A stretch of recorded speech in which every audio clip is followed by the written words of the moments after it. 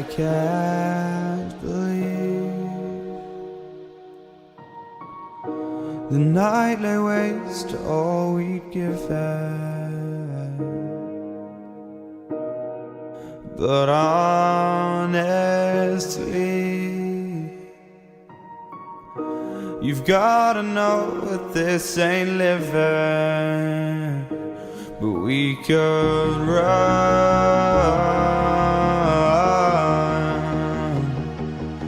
from Elysium and let it burn, let it burn. You've gotta know that nothing lasts forever.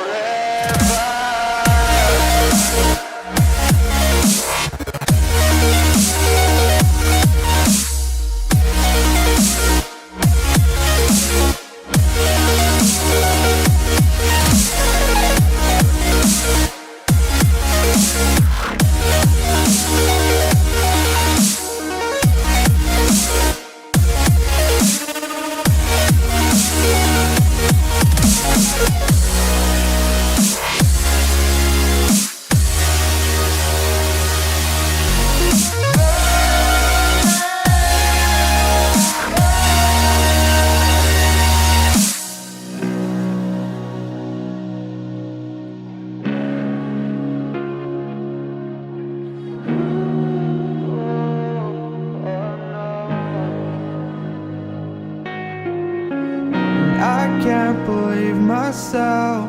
I never thought that this would be our end, but it's nothing new. And my lover's honesty, I can push it back down if I have to, if you want me to, 'cause we can run. And we can run.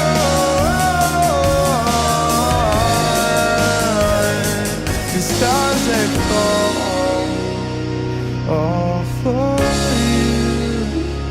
So tell me now, what's left to lose if we run?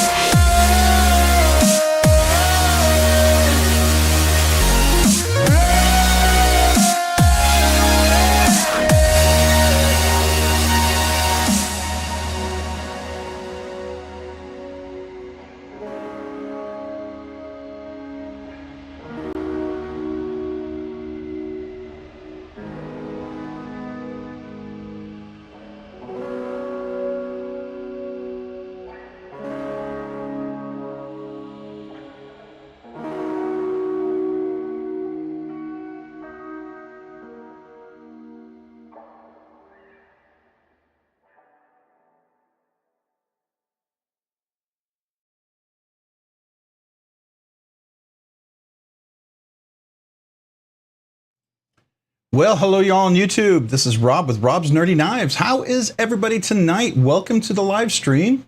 How are you guys doing? My hair's a little disheveled because it's been a crazy day. What else would you expect from a Monday, right? So how is everybody doing? I hope you are all doing well. I do believe I did not turn on the ads this week, so hopefully you won't see those popping in all over and over like they did last time. Man, that was really annoying. I did update the link for the giveaway. Let me just check the audio real quick, make sure that is working. Yeah, Yep. Okay, good. We got the audio going. All right. So how is everybody doing? So we got Iron Butter Knife. We got MPG EDC. We got Arsheer, Christopher Wolfkuehler. I'm hoping to say that correctly. Scott Bruce 72. Eric Pepperhorst. Watch City Knives. Mind of Milton. Paul I Might. Let's see here. Marco. Delaney. Eric Pepperhorst. Who else? We got Tyler Williams, Angelo, Homer Feltus, all channel members. Welcome to the live stream. Appreciate you guys being here. Thank you for joining. That's awesome. We got Louie. Got Louie joining. Thank you for joining the live stream. Thank you, Louie. I'm going back as far as I can without getting lost. Sensor226, appreciate you being here. Thank you for joining on the live stream. Dang Ross, appreciate you being here. Thank you for joining the live stream. Thank you, channel member. We got Louie. I said hello to Louie, Sensor226, making sure I didn't miss anybody. And if I did, let me know. Knives Are Life. Hey, what's up, Knives Are Life? Appreciate you being here. Thank you, channel member. I think I'm going to go back as far as I can without losing it, right? So let's see how that goes. Neil McKenzie. Did I say hello to Neil? Neil, did I say hello to you yet? If I did, welcome. Appreciate you, channel member. Let's see. Clint Crosby. I didn't say hello to Clint Crosby. Appreciate you joining. Thank you for joining the live stream. Lonnie Hutchinson. I don't think I said hello to you yet. Joseph S. I did not, but Lonnie Hutchinson. Thank you, channel member. Joseph S. Thank you for being here in the live stream. Appreciate you, both you guys. What else we got? I think that's almost everybody. If I missed somebody, let me know. Let me get that. Did I say, let me get that? Did I say hello to you? Well, appreciate you being here. Thank you for joining the live stream. I don't know if I welcomed you. Kelly White, I don't think I did. So welcome, Kelly White. Appreciate you being here. Thank you, channel member. I think I almost have everybody.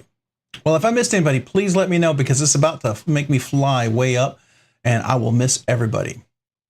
All right. Whew, here we are. We made it. It's Monday. It's Monday.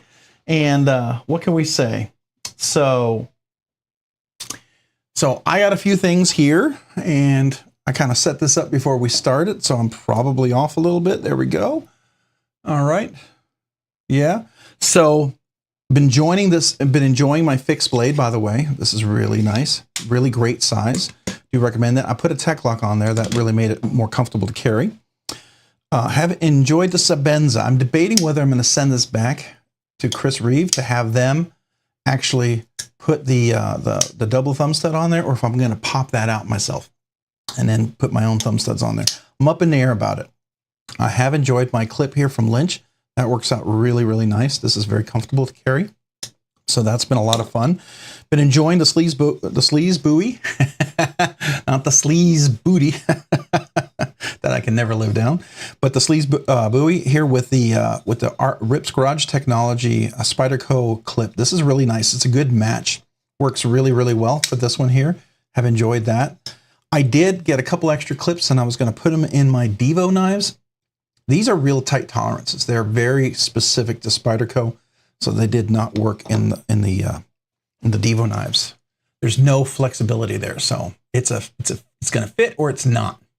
So, how is everybody's Monday? Hey T Fetch, man, appreciate you being here. Robo Stevio, thanks for joining the live stream. Appreciate you guys. We got Kevin Smith and Knives. Appreciate you being here. Thank you, channel member. We got Kristen Noble. Appreciate you being here. Thank you for joining the live stream. I know I said hello to Joseph S. and Kelly White already.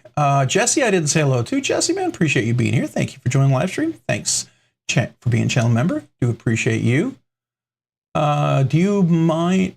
Do it, Mind of Milton. Do it. What's Mind of Milton doing? Oh, what's he doing? Bushcraft Rebooted, man. Appreciate you being here. Thank you, channel member. Appreciate you being on the live tonight. What was let me get that gonna do it? I'm kind of curious. Slinging EDC, hey, Slinging EDC, appreciate being here. Thanks for joining the live stream. What was Mind of Milton gonna do? I missed it. I'm kind of curious. Hopefully you'll share the little insight there. So, anyways, all right, Clint Crosby. I know I said hello to Paul Casper. I don't know if I said hello to you yet, Paul, but Paul, appreciate you being here. Thank you for joining. Thank you, channel member. I know I said hello to Robo Stevio. Clint Crosby, I did.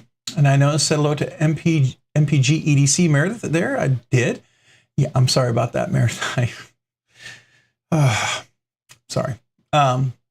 Yeah, we can talk about that in a little bit. Anyways, we got Donald Milinkovich, man. Appreciate you being here. Thank you, channel member. Thank you for joining tonight. Knives are life. I love it. I love it. So YD Knives, UD Knives, YD Knives. Appreciate you being here. Thank you for joining the live stream. YD Knives. Delaney is saying hello to everybody. Hey, Mark Parks. Appreciate you being here. Thank you, channel member. All right, so it's been an interesting week. I sent out the wrong knives to 2 people, and they were so nice and kind. I really appreciate you guys for that. Thank you, both of you guys, for being so kind. I swapped a knife that I sold to somebody in a giveaway, and I felt really bad about that. So I appreciate you guys being so gracious and patient with me on that one. So thank you. Yeah, that was funny. It was funny. If you go to Meredith's page, MPG EDC, she has the unboxing, and was likely a little disappointed, and so was her hubby. So I apologize to him and to you both, Meredith. I feel terrible about that. I am going to probably be sending both you guys out a nice sticker packet just for my apologies. And hopefully you were able to use those priority stickers, labels, and get them out as quickly as possible to each other. So, yeah. All right. So what has everybody been doing this week? How has your week been? Hey, BFG, BFNger, is this where all the cool kids are hanging out post Eclipse apocalypse? Yeah, this is where we're hanging out. We had the full eclipse here in Waco. I dropped a little video on there where I had my conic areas as my knife in the backyard, and it was so dark I had to use my light. It was pretty cool. It was a complete darkness. All the lights came on outside and everything. It was nice. I've been through eclipses before, but not with that complete darkness for almost 2 minutes. It was 2 complete minutes, and you could look up and you could see the corona. I got some nice pictures. I thought that was pretty cool. Yeah, I enjoyed that a lot. That was a lot of fun. So for me, that was a blast. So if you all just joined, we all need a sticker packet for that group. All the channel members, you do get a sticker. So if you haven't already got one, email me. I'll definitely get you one for sure. So, just let me know. But yeah, that was a little embarrassing. I don't think I've done that yet, at least not that I can remember. Oh, and I hope I never do it again. That was a problem when you're working, trying to get things out, doing 5 things at once with very little time. It's just crazy. So Clint Crosby, you had a full eclipse in Maine as well. That's cool. Yeah, I know some of my coworkers in parts of Massachusetts and New Hampshire had like a 92 to 93 or 98% eclipse. It wasn't 100% for all of them, but I think Maine was along that line. I think that's pretty cool. El Cheeto Loco, man, appreciate you being here.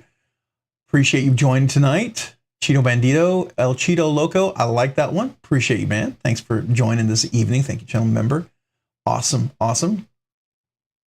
Nick Groff, hey, Nick Groff EDC, what's up, folks? Everyone can still see, right? Yeah, we all can still see. I had these crazy glasses. We actually bought them. My sister-in-law bought them, and we were out in the back looking at that. These are my styling hippin' glasses right here. I can't see a thing right now, but these were my Eclipse glasses, and they worked pretty well. So I was able to look right at it, and that was pretty cool. And then I also had this little filter that I put on my camera, so that's why I was able to take a few pictures. I had this little filter that I could put on there and do some photography, so that was kind of cool. I don't know about you guys. All right, so we have, is that Javon that just joined us? Javon, what's up, man? Appreciate you joining. Javon, how are you doing? Thank you, channel member. Appreciate you being here this evening. We're just talking post-eclipse apocalypse, or whatever we want to call it. Eclipse. I don't know. I'm not saying it right. I'm totally butchering it, so forgive me. Forgive me. I am totally ruining it. So yeah, it was cool though. It was complete 100%. We were right dead center. Waco was just dead center of the eclipse, so we had a full almost 2 minutes of absolute darkness. It was pretty cool. Yeah, that was neat. As soon as the totality started, I could hear all the kids in the neighborhood started cheering. And all the animals got quiet. I thought that was kind of cool. All the birds got quiet. It got like, you know, like it was bedtime kind of thing. I don't know. I thought that was interesting. They acted a little weird. So, you know, it is what it is. We had about 90% in central Illinois. Oh, that's cool. Very cool. Kelly O'Neill, man, appreciate you being here this evening. Thank you for joining the live stream. And if you guys didn't know, I already posted the link for the giveaway video. It's already in the description. If you don't see it, please refresh. It should be there for all you guys, and I'm sure we'll post it here a couple times more. Paul Casper, man, what's up? Appreciate you being here this evening. Thank you for joining. I don't think I said hello to you yet, did I? I don't know. Paracord, man, appreciate you being here. I live right down the street in the middle. We had a full 100% for 3 minutes and 52 seconds. I do believe it was awesome. Took half a day of work to watch it with my daughter. So maybe it was more than 2 minutes. I know it was quite a bit of time when when it went out, because we're dead center of it. Now I know as you go up north that it becomes like elongated. It becomes like not a perfect circle. It kind of stretches out. So some of you guys would have longer stretch of darkness, but where we were at, it was perfect circle. So it was, I thought it was 2 minutes. Maybe it was longer. I don't know. That's interesting. So that's kind of cool. All right, very cool. Chris Vitamir, appreciate you being here. Thank you, channel member. Thanks for joining tonight. We got Rody 7420. That's the death silence. The death silence. Rody 7420. Appreciate you being here. Thanks for joining the live stream. Yeah, that's funny. I like that. Street wasn't supposed to be in there. I don't know. That's where the word came from. Oh, okay. Got you. Nick's Groff EDC saying hello to Paul. Iron Butter Knife. I still love that name. Iron Butter Knife. I just think that's hilarious. That's like Cheeto Bandito and all those. I love those names. Man, Cheeto, just keep them up. I look forward to them. I literally look forward to them when I see them. So to me, it's I don't know, kind of like a little highlight, you know? All right, so I got Jesse. Hey, Jesse, appreciate being here. Thank you, channel member. Thanks for joining the live stream. We've got 2 Civivis in the mail today. Sweet. Ashley Tracy, we was 65% in Colorado. You know, that's sort of dark. We were like that a couple years ago in 2023. I think there was a partial eclipse that came out here, and it was interesting. Yeah, that was kind of cool. It wasn't as nice as this one, right? So, Fleet of Fog, hey, appreciate it. I was able to watch the eclipse while making a delivery to central Pennsylvania. That's cool. That's cool. Hopefully you weren't watching while you're driving. You were, you know, pulled over and safe, right? There you go. KC Cisco got the PP Penguin in the mail. Oh, there you go. Is that the new button lock penguin? The one you're talking about? I think that's the one that they're talking about, right? That was from, oh my gosh. I have bought several knives from these guys. For some reason, I'll have to look up here. I know I've got a sticker from them. Why can't I have my brain just brain farted?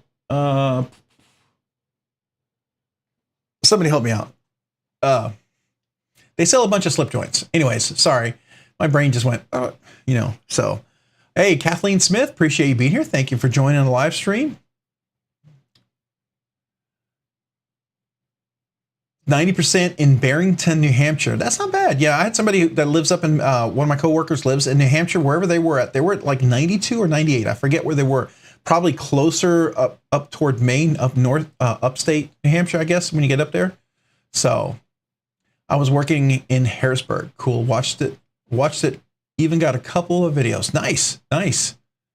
Yes, traditional pocket knives. Thank you, Paul. My brain just farted.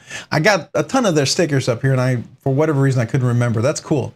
Kelly O'Neill, my YouTube format changed against my will. Now it doesn't want to show the description. Can you put in the link in the chat? All right, so we can do that. Sure, we can do that. Let me find that real quick here. I will go to the video. If somebody beats me to it, feel free to post it in there, but I am going to try to grab it before, you know, or anybody else. All right, so I'll paste it over here. We'll send it. There you go. All right, so now the video, that is the giveaway video if you didn't. Chats, so Chris229, how are you doing, man? Appreciate you being here. Thank you, channel member. Thanks for joining the live stream. Javon, traditional pocket knives. Thank you, Javon. For some reason, my brain it's been a crazy, hectic day. I came in and there were like 5 #1 priority items for me. You ever have one of those days? We need all 5 number 1 priority items done right now. Literally, that's what it is. And the other 5 items are number 1 priorities that are really 1B, but they're still number 1 priority. And I got 4 of them done. So, and then I got an email just about to log off and saying, so where do we stand? Have you done, you know, it's like, this is what I got to. It's all the time I had for today. So, you know, sometimes it's just, it is what it is. So, hey, Jim Terclifia, man, appreciate you being here. I think, did I say hello to you, Jim? I got your email, by the way. Appreciate it. I will send you out something. So, thanks. I think that was you that emailed me, right? I hope it was. My Journey, what's up, man? Appreciate you being here. Thanks, My Journey. Thanks for joining the live stream. Thank you, channel member. All right, we got Dan Satermo. I hope I'm saying that correctly. Dan, appreciate being here. Thanks for joining the live stream. Appreciate being on the live. Yeah, right now we're just talking about a little bit about the total eclipse. I dropped a little video during the eclipse, and I don't know if you saw when I zoomed in, you could actually see the corona around that little short that I dropped. I thought that was kind of interesting. I had to clip it because it was really wobbly as I was trying to zoom in. So when you see the transition, it's because the camera was literally, I mean, here, if I can show you, it was like literally shaking like that. And I didn't want that to mess up the video. So I was trying to make it look a little smoother. So Rob's Nerdy Knives, you just described nearly every day of my life in the Army, except immediate action items didn't get mentioned until just about the end of the duty day. Oh, yeah. Yeah, I hear you. I support U.S. Defense. I support all the military branches, so I know what you're talking about. I hear you. I'm an analyst. I'll just say that it's my job. So there we go. Making sure I didn't miss anybody. My Journey, I said hello to. Yeah, I got that. All right. So everybody got the link. Pepperhorst, MMG. I have a Crew War Mini Adamas, and it's a tank. One of my favorite to carry. You know what? Der Pepperhorst, man, that was my one of my favorite knives for the longest time, and I had all these Benchmades, and then I sold like almost all my Benchmades except for my bug out, and I regretted getting rid of my Mini Adamas, and that's the reason why I did replace it with this one right here, the MagnaCut version. And I know it's a little more, but man, I love the carbon fiber on this, and it's MagnaCut, and it took a while to get that nice and sharp, but I did enjoy that. That was a lot of fun. I do like the Mini Adamas. It's not so mini. I think it's a good size EDC knife. If it's a little bigger, it definitely is a sort of like a field knife to me. At least that's how I see it. But I do like the Mini Adamas a lot. I was glad to get that back into my collection. I thought that was pretty cool. All right, let's see here. Did I catch up on everybody? Dwayne Letterman, man, appreciate you being here. Thank you for joining the live stream. Thanks, thank you, channel member. All right, so this week, how has the week been? Anything exciting going on? We got somebody who's got a penguin button lock with the Ultim scales coming in, or as Tri-State EDC calls it, the PP Ultim, right? So there you go. Which I think looks nice if it's nice and polished. I really like that polished look, personally. So the Mini is more regular size than the Big Adamas. The Big Adamas that's a big boy. That is definitely a big boy. That's like this Project X. And I don't know about this Project X. So here, you got to listen to this. This is my struggle with this Project X. I just got this in today, and I might be reaching out to Rick Hinder. So listen to this. I don't know if you can hear that. I cannot. It has the worst. I'm going to go to my mic. Listen. Of course, it's not going to do it for me now. And now it's acting perfect. Okay, here we go. It's really lock sticking right here. So, okay, here we go. Yeah. So it just, I mean, this is some of the worst lock stick I've seen in a long time. And this actually has a steel bar insert with an over travel stop, which is so disappointing because I love the look of this. I mean, this to me is like an aesthetic, a profile of a knife that I like. But man, this lock stick is ridiculous. It is so hard. I had it earlier, and like I couldn't open it left-handed. Of course, now it's not as bad. So maybe it's breaking in, but it was getting worse. I kid you not, it was getting worse. It was getting me very frustrated. So there's that. I think it's cool. I want to get a different scale. I'm not a big, now granted, this is the color of the very first knife that got me into knife collecting, was the Benchmade Mini Barrage in orange G10 like this. And it was a very, very bold orange G10 like this is. And so this is definitely not a knife you're going to lose. Man, this is a big boy. It's super heavy and it's a robust knife. And does anybody have the Project X? How does this come out? I don't want to rip it out and destroy it and can you, because my nails, obviously, I can't pull it out. Is there a best way to pull that out? Because obviously, maybe if you have claws, so if you have like Wolverine claws or something like that, maybe that's how you pull it out. Is that how that works? Yeah, it has a spring. So I can't get it out with my finger because it's going to rip my nail. Let me see if I can get it out with this thing. Okay, there it goes. All right, so I need a tool for my tool. So this is one of these things where you need a tool for your tool. I got you. Okay, so that's how that works. Okay, so it does work in all the screws here. Does this work here? That is a very small screw. I wonder what that's for. Not here for sure. Okay, very cool. All right, and so then it just goes back in like this. Okay. You don't have to yell, Hinder Collector 41. What's going on? Hey, Hinder Collector 41, appreciate you being here, man. Thank you for joining. Thanks for joining the live stream. Who else did I miss? Kathleen Smith, did I say about 80% here in Arizona? Skies were clear. Okay, very, very cool. Very cool. Got Iron Butter Knife, yep, saying hello. All right, miss anybody up here? I said hello to Hinder Collector 41. Appreciate you being here. We got Chris 229. I already said hello to you. Yeah, I know. Who am I missing? Splitting Slices. Splitting Slices, what's up, man? Appreciate you being here. Thanks for joining the live stream. We got Christopher Wolfkuller. I'm hoping I'm saying that correctly. Did I say Wolfkuller? Wolfkuller. Wolfkuller? Is I'm saying correctly? Christopher Wolfkuller? I don't know if that's the correct pronunciation, but you know, I'm trying. I'm trying. And then we got Chris Wiedmeyer. I said hello to you, Chris. I know I said hello to you already. Yeah. So I got you guys. I feel good about that. All right. So pretty good. Hey, pretty good. Hey, you know, I'm trying. I like to say the names in the actual pronunciation. So yeah. So I got this Project X. I thought it was really cool. I was got a chance to get one. I'm just really disappointed with the lock stick. So I have to ask, anybody else have the Project X and you had lock stick and it just worked its way out and completely went away? Or did you have one and it never had lock stick and that's unusual? Or you have lock stick and it's still there, but you're keeping it, or you returned it? Can you let me know? Anybody who has a Project X, I would be very curious to hear about that. Was driving to work during the peak of the eclipse, but managed to catch the tail end when I arrived. That's cool. That's cool. Yeah. Angelo Splitting Slices saying hello to everybody there. Awesome. Awesome.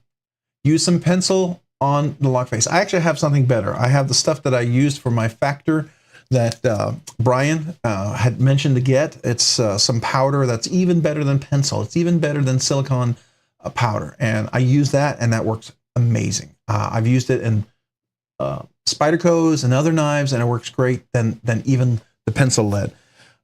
I will try it. I just want to make sure it's not one of those, because I've done that where I've used it. And then once it goes away, it sticks back as bad. This one was getting stickier and stickier as I was using it.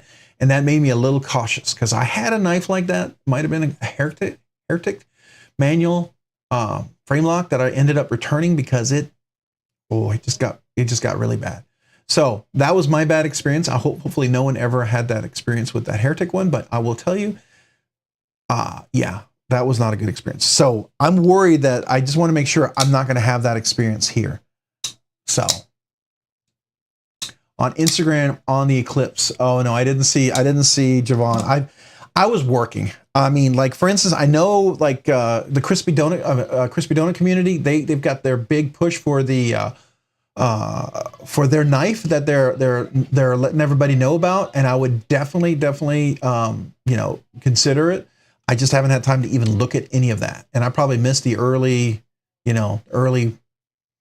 entry and all that stuff. So I don't know. But is it the, what the heck is their knife called? Oh my gosh. Again, another brain fart. My brain has been totally thinking in writing code and rewriting code and SQL and free marker code and everything for Apache servers. And so that's where I've been just in my head. So, and they're very different types of code. So it's weird when you switch back and forth. Anyways, so monostat chafing powder. Whoa. What? Works really kind of like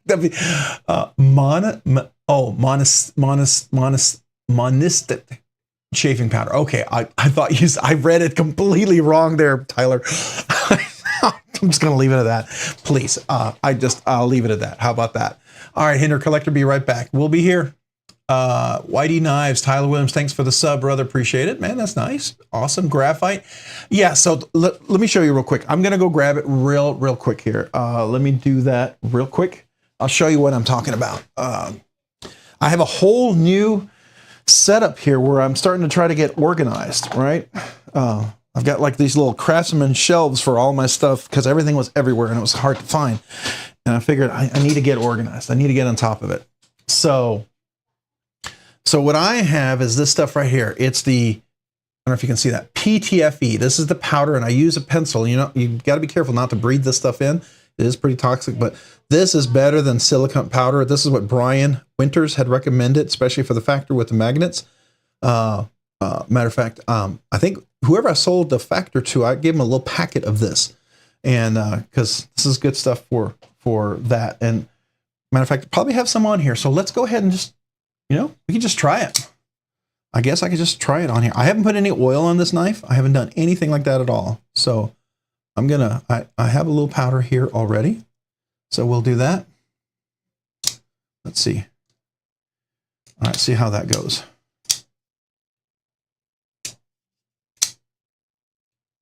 Oh, okay. All right. Maybe there's hope. Yeah, there we go. Okay. I couldn't unlock it left-handed. It was sticking so bad. All right. So we'll work this in. I'll give it a try and see if it stays. My only worry is I had something like this where it kept getting worse and worse. And even though it was steel on steel, it just got to the point where I couldn't get it to, I don't know if it was the angle or whatever, but this seems to be working. All right. Now this is a super, it feels soft. It sounds very dull. It's not a very crisp sound, but man, that detent is so strong on here. I love this beautiful milling, by the way, on the backside. But this detent is so strong. I can already feel it on my, I don't know if you can see my thumb, the little, just me pushing on that bar itself. You can see the little dent in my finger right there because it's that strong. It is, so those of you who like very strong detents, this is something you would really, really love. And it's S45VN, so I feel good about Rick Hinder and S45VN, right? At least 20CV and S45VN, I feel like they know how to do that. I avoid magnet cut with them. So that is just my personal opinion. All right. So Blade Walker, appreciate you being here. Rocky Graham, man, appreciate you. Snuffleupagus, man, appreciate you being here this evening. Thank you for joining. Thank you, channel member. Joining the live stream, I should say. Homer Feltus, I know I said hello. Paul Mills, appreciate you being here. Thank you, channel member. Thanks for joining the live stream. Brian Kerr, what's up, man? Appreciate you being here. Thank you, channel member. Thanks for joining the live stream. Sterling Stutz, hey, appreciate you joining. Thank you for joining the live stream this evening. Thanks so much. And who else do we got here? Making sure I'm catching up. The giveaway entry video, thank you, Tyler. It is in the description. You should see it there. Let me just make sure it is there. I'm going to refresh real quick. Yep, it's there. I see it. I refreshed my link, so I do have it. If you don't see it, refresh your live stream, right? But there's a link. Tyler already posted it again. So, ooh, did I miss somebody? I think I missed saying hello to somebody. Who's that? Who's that? I said hello to Todd. I said hello to Paul. Lonnie Hutchinson. I thought I said hello to you, Lonnie. Did I? I didn't. Thank you, channel member. Appreciate being here. So nice. I'll say it twice. You got your boa has a strong detent. You like it. Okay. So some people love strong detents. I get it. Matter of fact, you know, I told Kevin, you know, I rate my detents on, you know, is it a lefty detent or is it a regular detent or is it, you know, one that I like, right? So a lefty detent is a very strong detent, and I think his stuff, he loves strong detents, and I get that, and I respect that, right? You know, and I know a lot of you guys love strong detents. Totally get it. For a flipper, I'm all for a crisp detent. I'm absolutely for a crisp detent. As long as you got good access to the lock bar, whether it's a liner lock or frame lock, you got to have good access to that. It's got to be comfortable, ergonomic, right? I'm all for a strong detent. But when you start doing top flippers, you start doing, you know, thumb studs, there's a level of detent for me that gets to a point where it just starts ripping up your thumb or ripping up your finger. And to me, this is almost there, right? Trying to break that. It is so strong, it's starting to hurt my finger doing too much. Now, it's got great cutout. Now, this is that, you know me, I don't like that radial, that scalp kind of radiused chamfering that they do here. And this is like what's on the IQ and the Quiet Carry, but at least it's rounded. It's not super sharp. So I'm okay with that. Now, over here, you'll notice this could have been cut away a little bit more so that you could have more access right there. But because this is a G10, and if I keep this, what I'm probably going to end up doing, I'm going to Dremel that. So I have a little better access to the lock bar. I'm absolutely going to Dremel that so that this has a little more cutaway. To me, I feel like that's just, it's crying out for that. But you know, it's my skill and I'll do it, right? So if I keep it. But if not, I'm not going to do a thing to it. I'm just going to return it. We'll see. It's working out pretty good. So maybe that's all it needed. So I appreciate that. All right. Level On Up. Did Level On Up show up? Hey, Level On Up, what's up, man? Appreciate you being here. Thank you, Level On Up. Thanks for joining the live stream. Appreciate you guys. Blade Walker, Beaver Baron. All right. I know I said hello to all you guys. All right. So the other thing that happened this week too was somebody allowed me to borrow their Shiro, and I was really excited about that. This is not my Shiro. This is a loaner, and this is a high-end Shiro, and I'm super.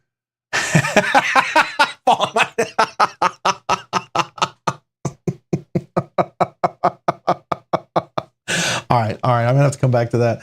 Let me salute that. The Monostat Sleaze Booty. All right, man, you're not gonna let me live it down, are you guys? It's just gonna, that thing's gonna grow by itself, man. Yeah. All right, so Paul and Mike, this is to you. Let me salute you. Thank you for the $2. I appreciate that. Appreciate that, Paul. I actually honestly expected, and this is not me putting any pressure on, but Tyler, I was expecting you to say that. And if you had already said it, I missed it. So I thought that was hilarious. That's awesome. All right. So T-Fetch, Paul, you saying hello. Hey, T-Fetch, did I say hello to you already? If I didn't, hello, welcome. Appreciate being on live stream.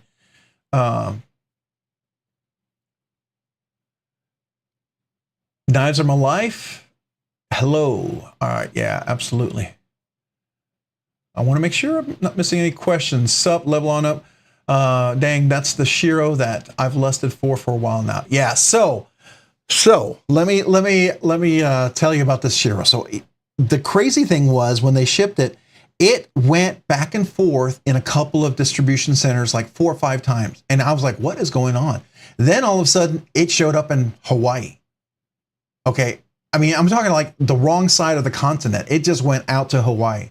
And then it departed from Hawaii. And I guess once they realized it was in Hawaii in the wrong place, it must have been overnighted with stuff, because the next day it came back to Waco here, and then it got delivered today. So boy, but this is a gorgeous knife.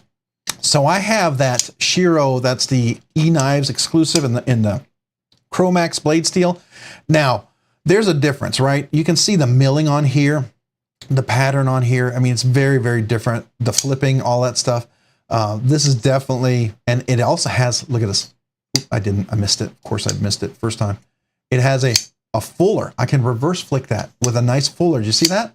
I love that. I love that. And then I think I figured it out. Let me see if I make sure I got this right. I had it earlier. Yeah, I can reverse flick it with that fuller as well. I love that. If I'm going to get a Shiro, this is what I would love to get is a fuller. Now it's a big knife though, but this is more doable. It feels smaller than the one I have. Maybe it's because of all the texturing, but so gorgeous. But I was just glad it made it to Waco. After it went to Hawaii, I was seriously worried that this thing was just going to disappear.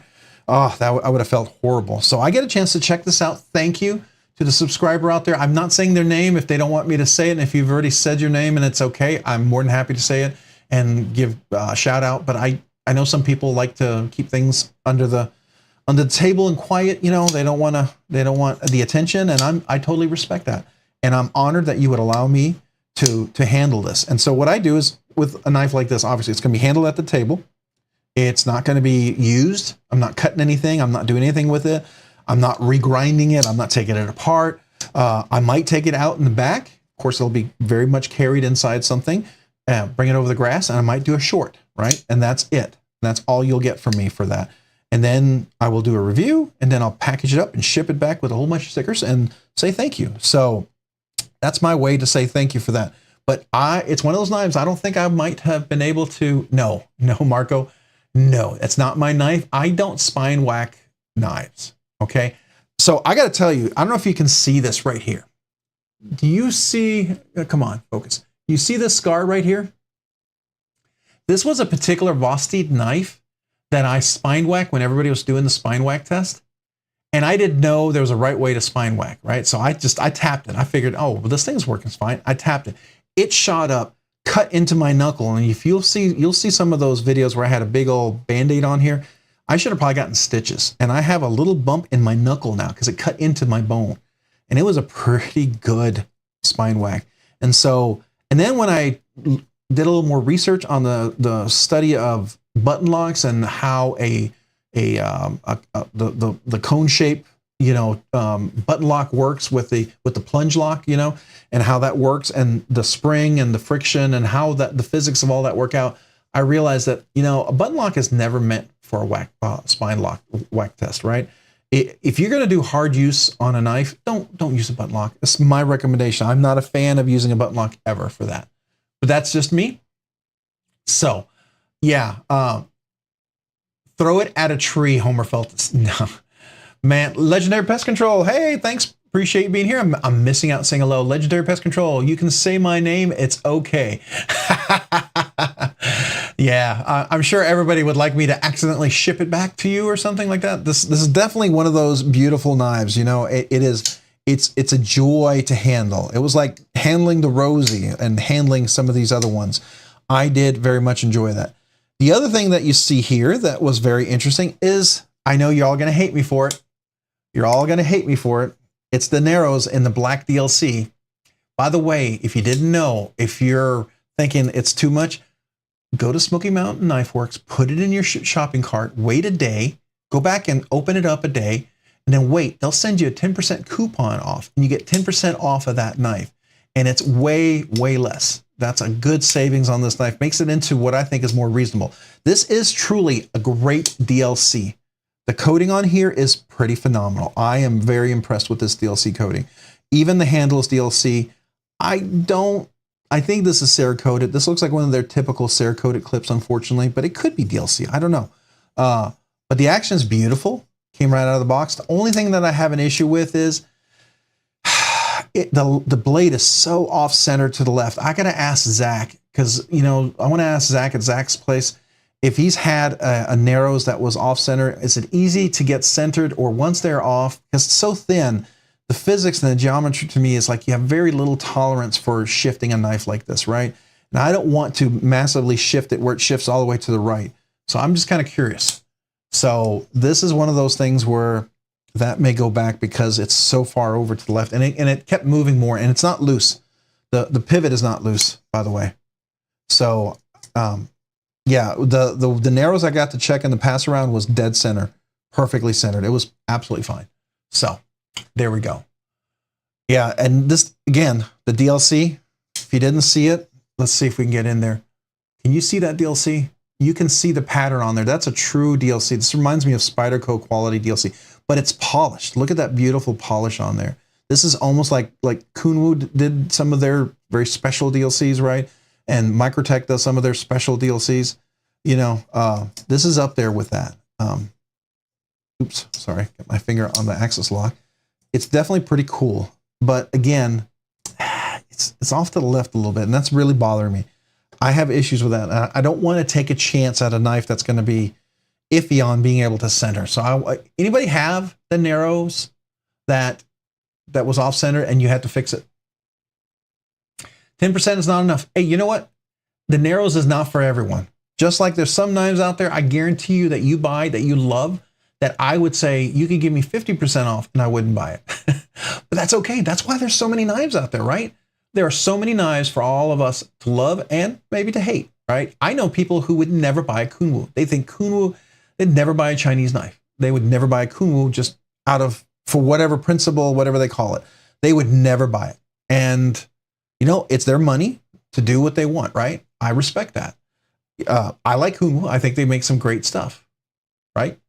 So, but I also like all of the knives. I like to check out everything, right? So there are things out there that I have tried that I didn't think I would like, and there's things that I tried that I thought I would like that I didn't think I would like, but I do like, right? So there's all that. All right. I did something similar, Rob, the same knuckle. I started to get infected and swollen. I had to take antibiotics, felt pretty stupid. Yeah, Dan's Termo, it was not cool. I had to wash it. I put a lot of antibiotics on there. I really kept it clean. I definitely bandaged it up very regularly. You saw a big giant bandage over my knuckle.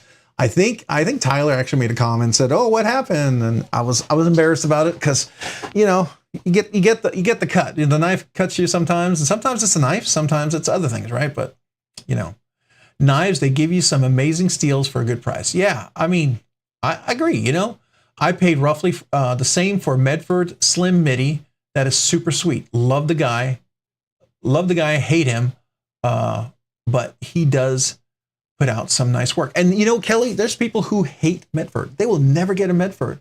Now, I'm not a big fan of some of those overbuilt Medfords, but I do like the Slim Midi, and I would like to get the one that's a 120,000th of an inch one. I'd like to get the plain one. I don't want all the anodized. I've been looking for that. I really would love to see that.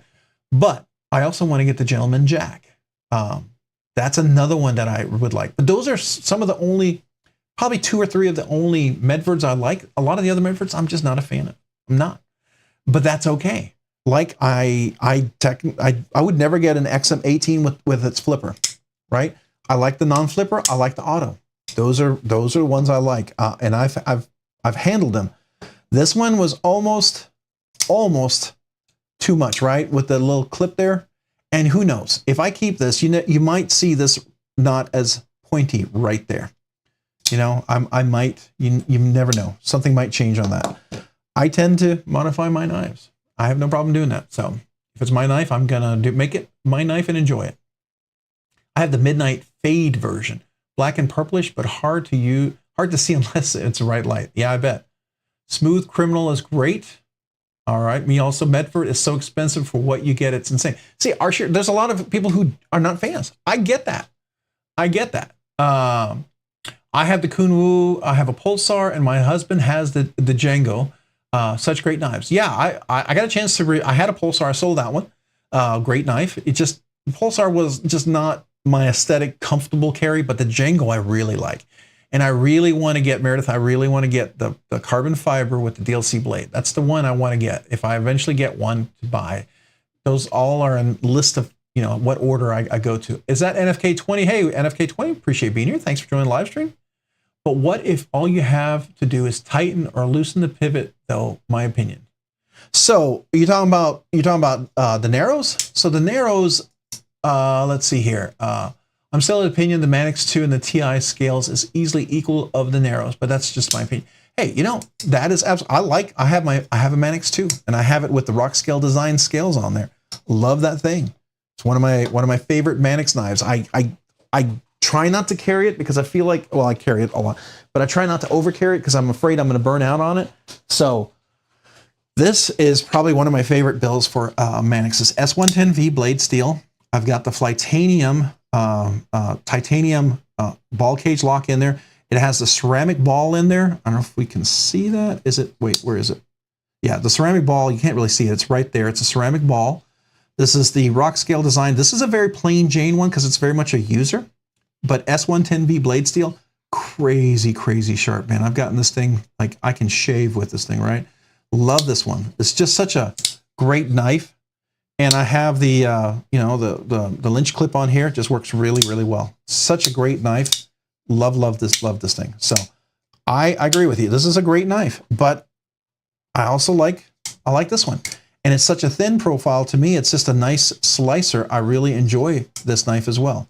So To each their own. Some people do not like the mini Adamas. I get it. There are some people who absolutely hate Chris Reeve knives. Chris Reeve knives. The Sebenza, all those, they're absolute anti-fans of this. I get it. I like this one. Now, I think I said earlier, I'm still up in the air. I'm up in the air. I don't know about you guys.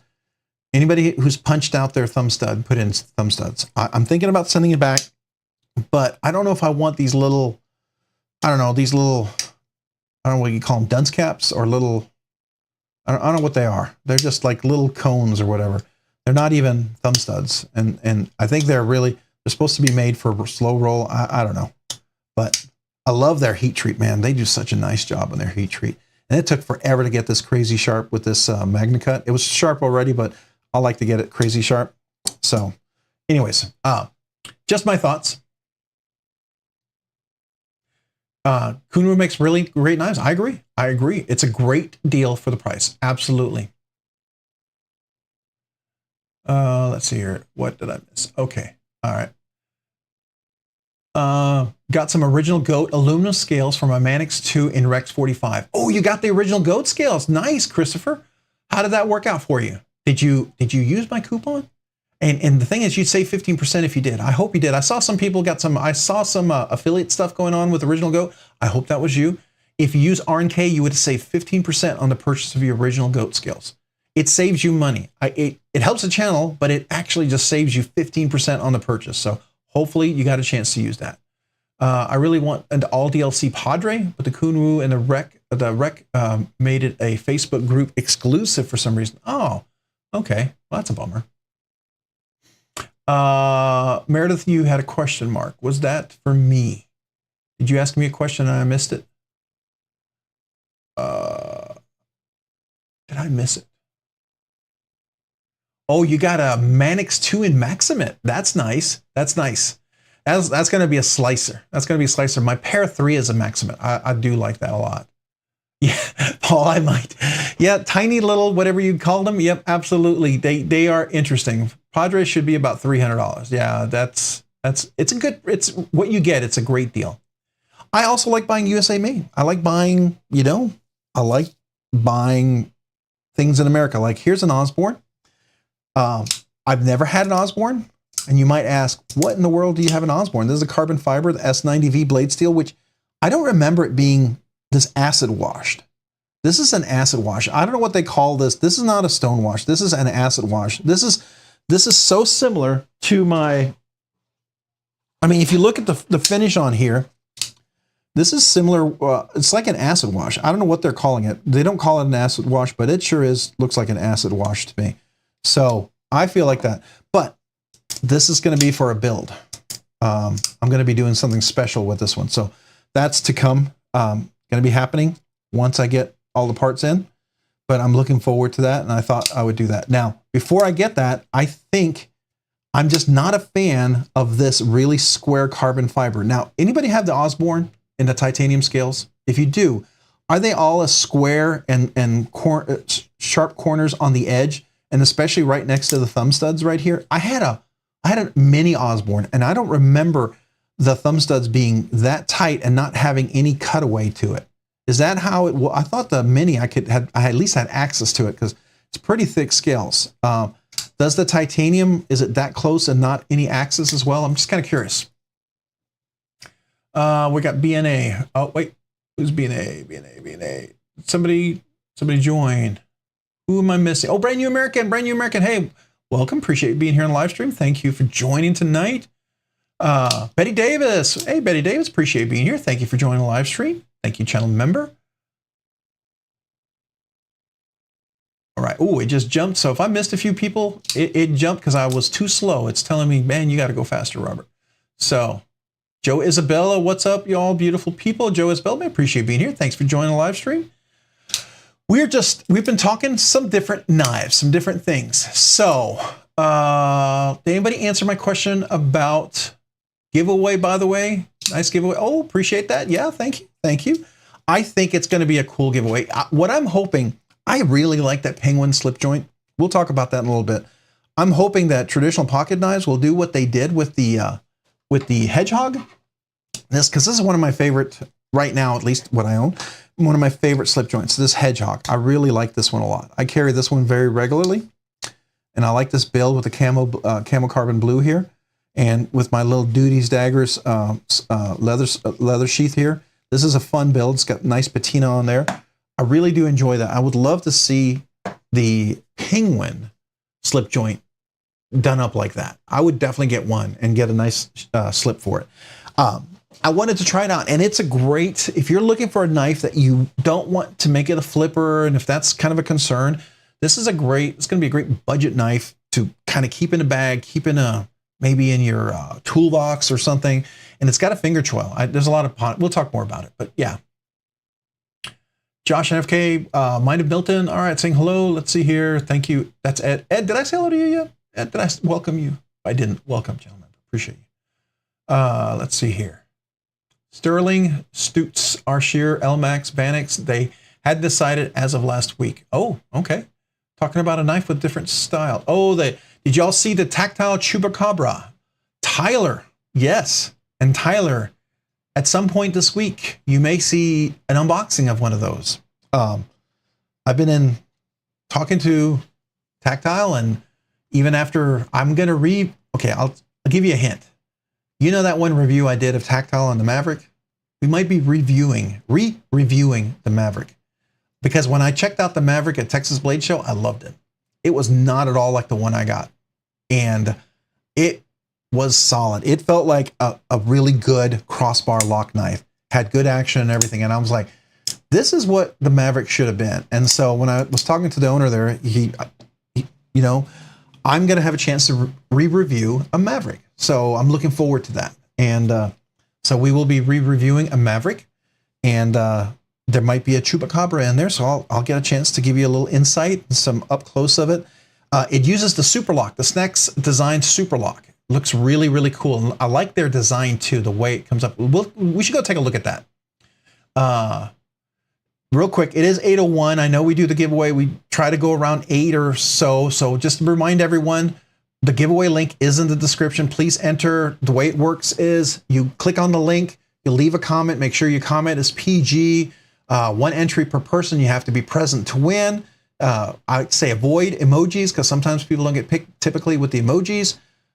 Make sure it's PG. I don't want YouTube to filter you out. And you know, the basic rules, you got to be 18. You have to contact me within 7 days. You have to verify who you are.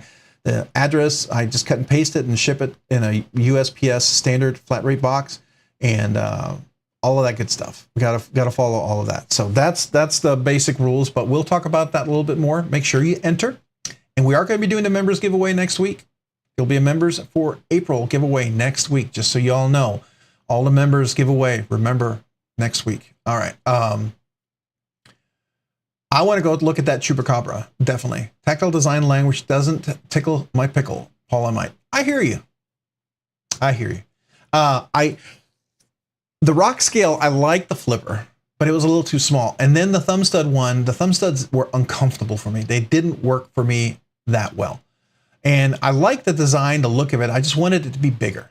If it was just a little bit bigger, I think it would have been awesome. The Maverick, the Archer, the Archer, I really liked. The Maverick, I liked the look of it, but it just, the first one I got was just, it was rough. It was one of the first production ones. So, both my rock walls failed super tight spine wax. Their QC has been shoddy at best. So, you know, it's your knife. You can spine whack and do whatever you want away. But here's the reality of the physics of spine wax. You can do whatever you want, and we can agree to disagree. I just have a different view on spine wax. If you're gonna do a light tap just to make sure a button engages, and I mean a light tap, right? And I'm not talking what some people do. Okay, fine, if you want to do that, but you're creating the physics of impact and pressure and things that occur in a knife that will never occur as you use that knife. That's the reality. If you look at the physics, the vector forces, you look at metal fatigue. I mean, I'm going to get real nerdy here, right? You look at how metal works, the metal, how it retains its shape, what they call the springiness of the metal, you know, all that stuff that occurs. Some of those things, some of those spine whack tests are things that would never happen in a knife. And so you can do whatever you want with your knife, but some of those spine whack tests, I just don't think are a good indicator of necessarily the lock. All right. That's just my opinion on that. We can talk more about that and get into the physics of it if you'd like, but you do what you want with your knives by all means. Like I would never, when I had a Herman, I'd never spine whack a Herman. Just would never do it. Right. I will never spine whack one of my Arno Bernards, my custom Trevor Burgers. I don't care. I'm not going to spine whack that. That's not what this knife is ever designed for. I don't need to. You know, I know that it's locked. It's in there solid. And when I grip that knife and the frame lock and I hold it on there, that's not going to disengage with my hand on here. The physics of itself, it's going to lock it in. You know, maybe a liner lock might be of concern, right? Maybe, you know, one of these, you know, axis locks, or crossbar locks. But again, there's certain things that you can test. Just my opinion. You can blow me off. You can totally disagree with me. You can think I'm an idiot. And that's okay. That's okay. We all have opinions. And you know, that's what makes this community awesome. We all can have a different opinion. And you all have different ways you use your knives, right? Everyone uses their knives differently. And so it's a matter of what's the intention of the tool, right? So that's just my 2 cents on it. I'll leave it at that. I feel, unfortunately, some knives get a bad rap or might have a test that I don't think is necessarily quite fair to the knife and the design. I get it sometimes. Sometimes I think there's some legitimate tests out there. I absolutely agree with that. So there you go. And hopefully I didn't just cause a bunch of controversies. And if I did, I apologize. So there you go. All right, Chris Crypto Life just subbed. Man, appreciate you subbing out for all the members out here and different folks that have different channels. I appreciate that. I don't know if you subbed to me. Well, I appreciate it if you did. So thank you. I'm talking incredibly light where I can almost push the blade and it'll fail the lock. Well, so Arshir, that would, to me, I would consider that a defective knife, and I would absolutely have that returned. So I had a knife, the one that cut my knuckle, I absolutely returned that knife because I felt like what it turned out to be was the spring was way too weak. The spring on the button lock was way too weak. And sometimes when you have a lock failure that does occur in button locks, it's because the tension on the spring is not strong enough to engage. And that's important. So, but real quick, I want to celebrate Tyler Williams with the $4.99 $5 bones. I don't know what people call it, 5 bones. Bring on the nerd. I ain't too smart, so I depend on your weekly nerdery to maintain my IQ. Oh my gosh. So, yeah, I'm not into controversy, okay? I'm not here to tell anybody they're an idiot. I'm not here to tell anybody I disagree. I'm just telling you my perspective, and I'll go from the facts that I know, okay? And if you have other facts that I'm not aware of, I am more than happy to entertain that and learn, okay? That's the thing. I don't think I'm 100% right? If Larry Thomas tells me something that I thought I was all set on, I will correct myself.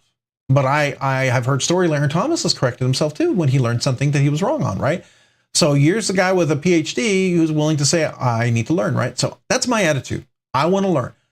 But at the same time, there's some things that I think people get very set because they're more upset about some things than they are looking at the facts. And I want to make sure I don't do that. I want to make sure I look at the facts because sometimes I get I do get upset. I fall in the same path too, because sometimes something ticks me off, right? And then you project your feelings on there, and I get there. So I try to take that part out of me. It's really easy for me to do. But Tyler, this is my salute to you. Thank you, Tyler, for that. So thank you.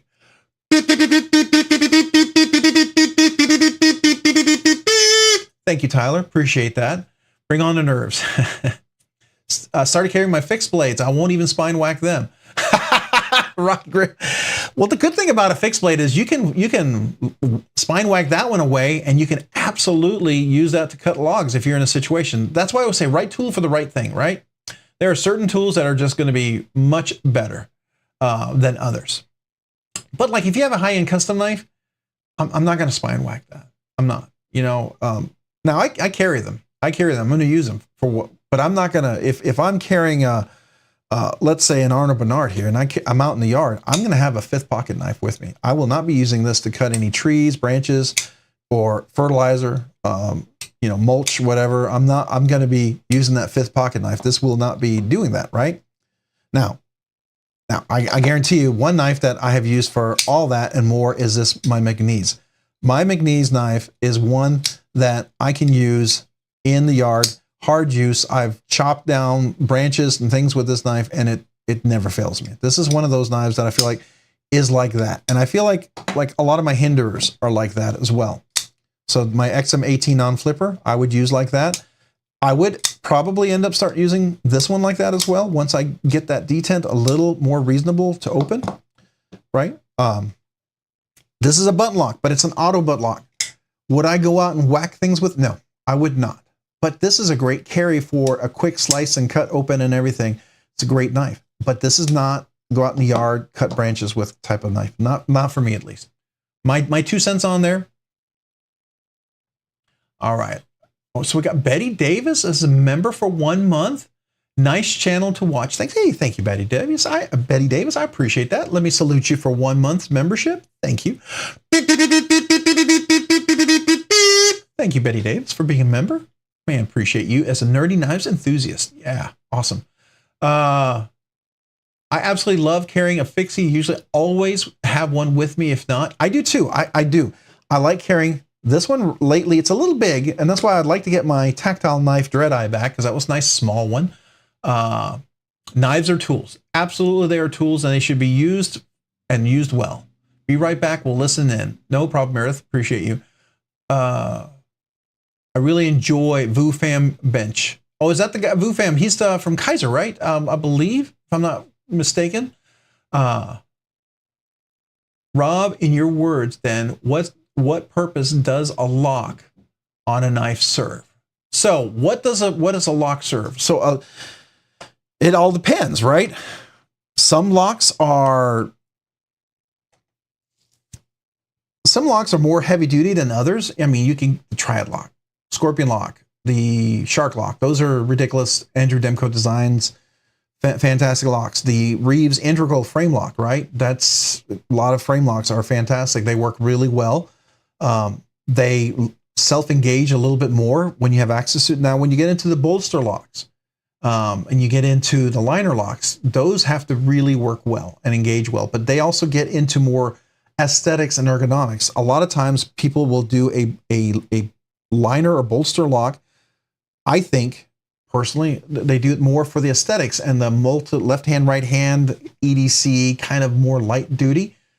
I personally wouldn't necessarily use a liner lock for heavy duty stuff. I would be more inclined to use probably a frame lock or a Shark lock, you know, or Scorpion lock or something like that. I would be more inclined, just me, for heavy duty stuff or a fixed blade. But that's me, right? But I think every one of the locks are cool. The Axis lock, crossbar lock, seems to work really well for a lot of people. But you know, an Axis spring could fail, and then the knife could fail, and you could get hurt, or with anything, right? But it's pretty solid. I mean, that's up there. The way it engages on the blade is similar to what like the Microtech Ram lock, or even the Spyderco Manix ball cage lock, or even the crossbar lock. It goes into not necessarily the tang of the blade, but it does sort of leverage that bar to lock the blade in place, and it seems to be pretty solid. I think it's things there to engage the knife for you to use it for what you enjoy. But I'm of the opinion that button locks are not a hard use knife. Prove me wrong.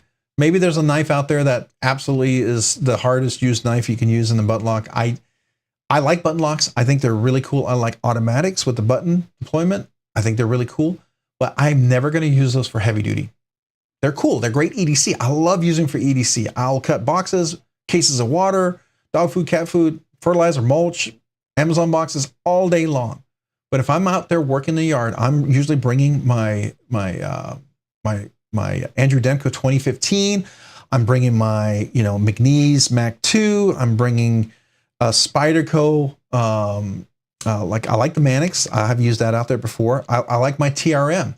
Now the TRM is a liner lock, but it's a full liner lock. It's not one of those that's the inset liner lock. I guess different physics. I like what they're doing. It's also a thinner blade, and it's never meant to be like a super heavy duty, wacky kind of chop in kind of knife. It's meant to be a user kind of a knife. And so I like that one for that purpose. Now, if I have to cut branches, would I use my TRM, my Atom?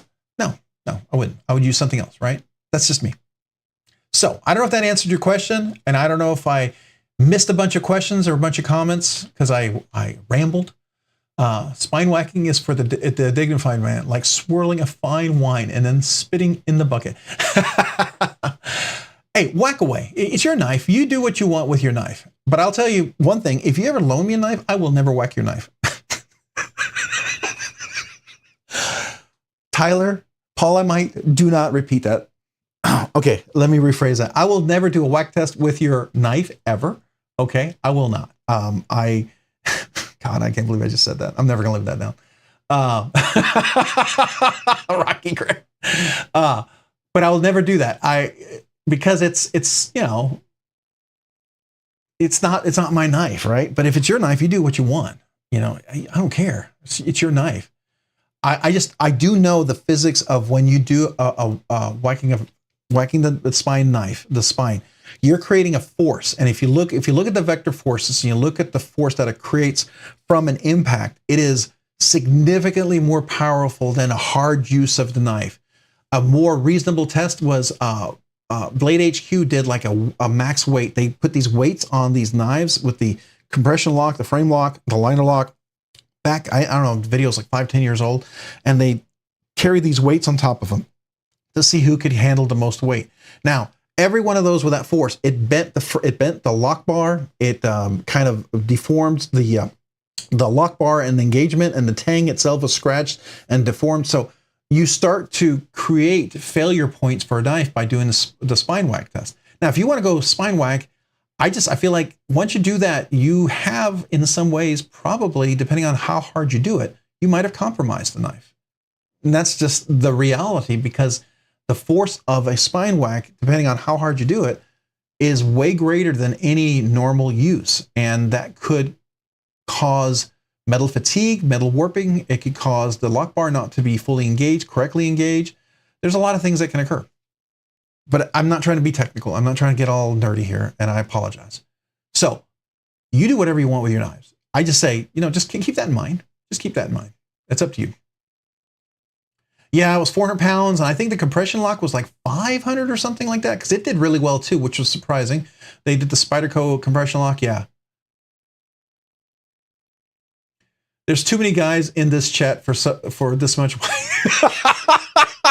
Oh, gosh. You guys are bad. All right, I'm sorry. Robo, good name. All right, Paul, when Rob goes nerdy, the jorts immediately tighten up. Oh, I'm sorry. I apologize, guys. All right, so here we go. All right, we do have a giveaway. So if you guys are interested, getting back to knives and other things, no, I don't like to be controversial. I do like to have a good discussion, right? And if you have a different perspective, I definitely want to genuinely hear what your perspective is and where you think things are different, right? Someone who designs knives, who makes the knives, are definitely going to have a very unique perspective. But if you talk to like Brown Knives, who's an aerospace engineer, I mean, he'll talk a lot about things that probably I wouldn't be able to follow, and that's okay, right? So there's that. All right, I missed probably a whole bunch of people. Got Joseph.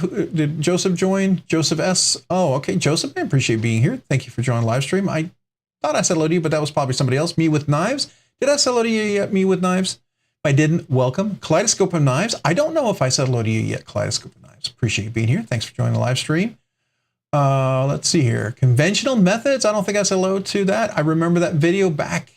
Backlock was awful. Yeah, the backlock was awful. It did fail pretty quick, which is interesting because if you look at the physics of how a backlock works, it makes sense. It really does, right?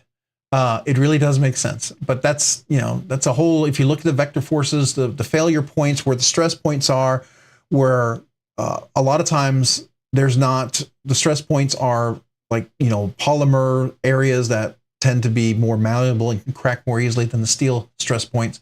So anyways, yeah. The sleaze booty whack.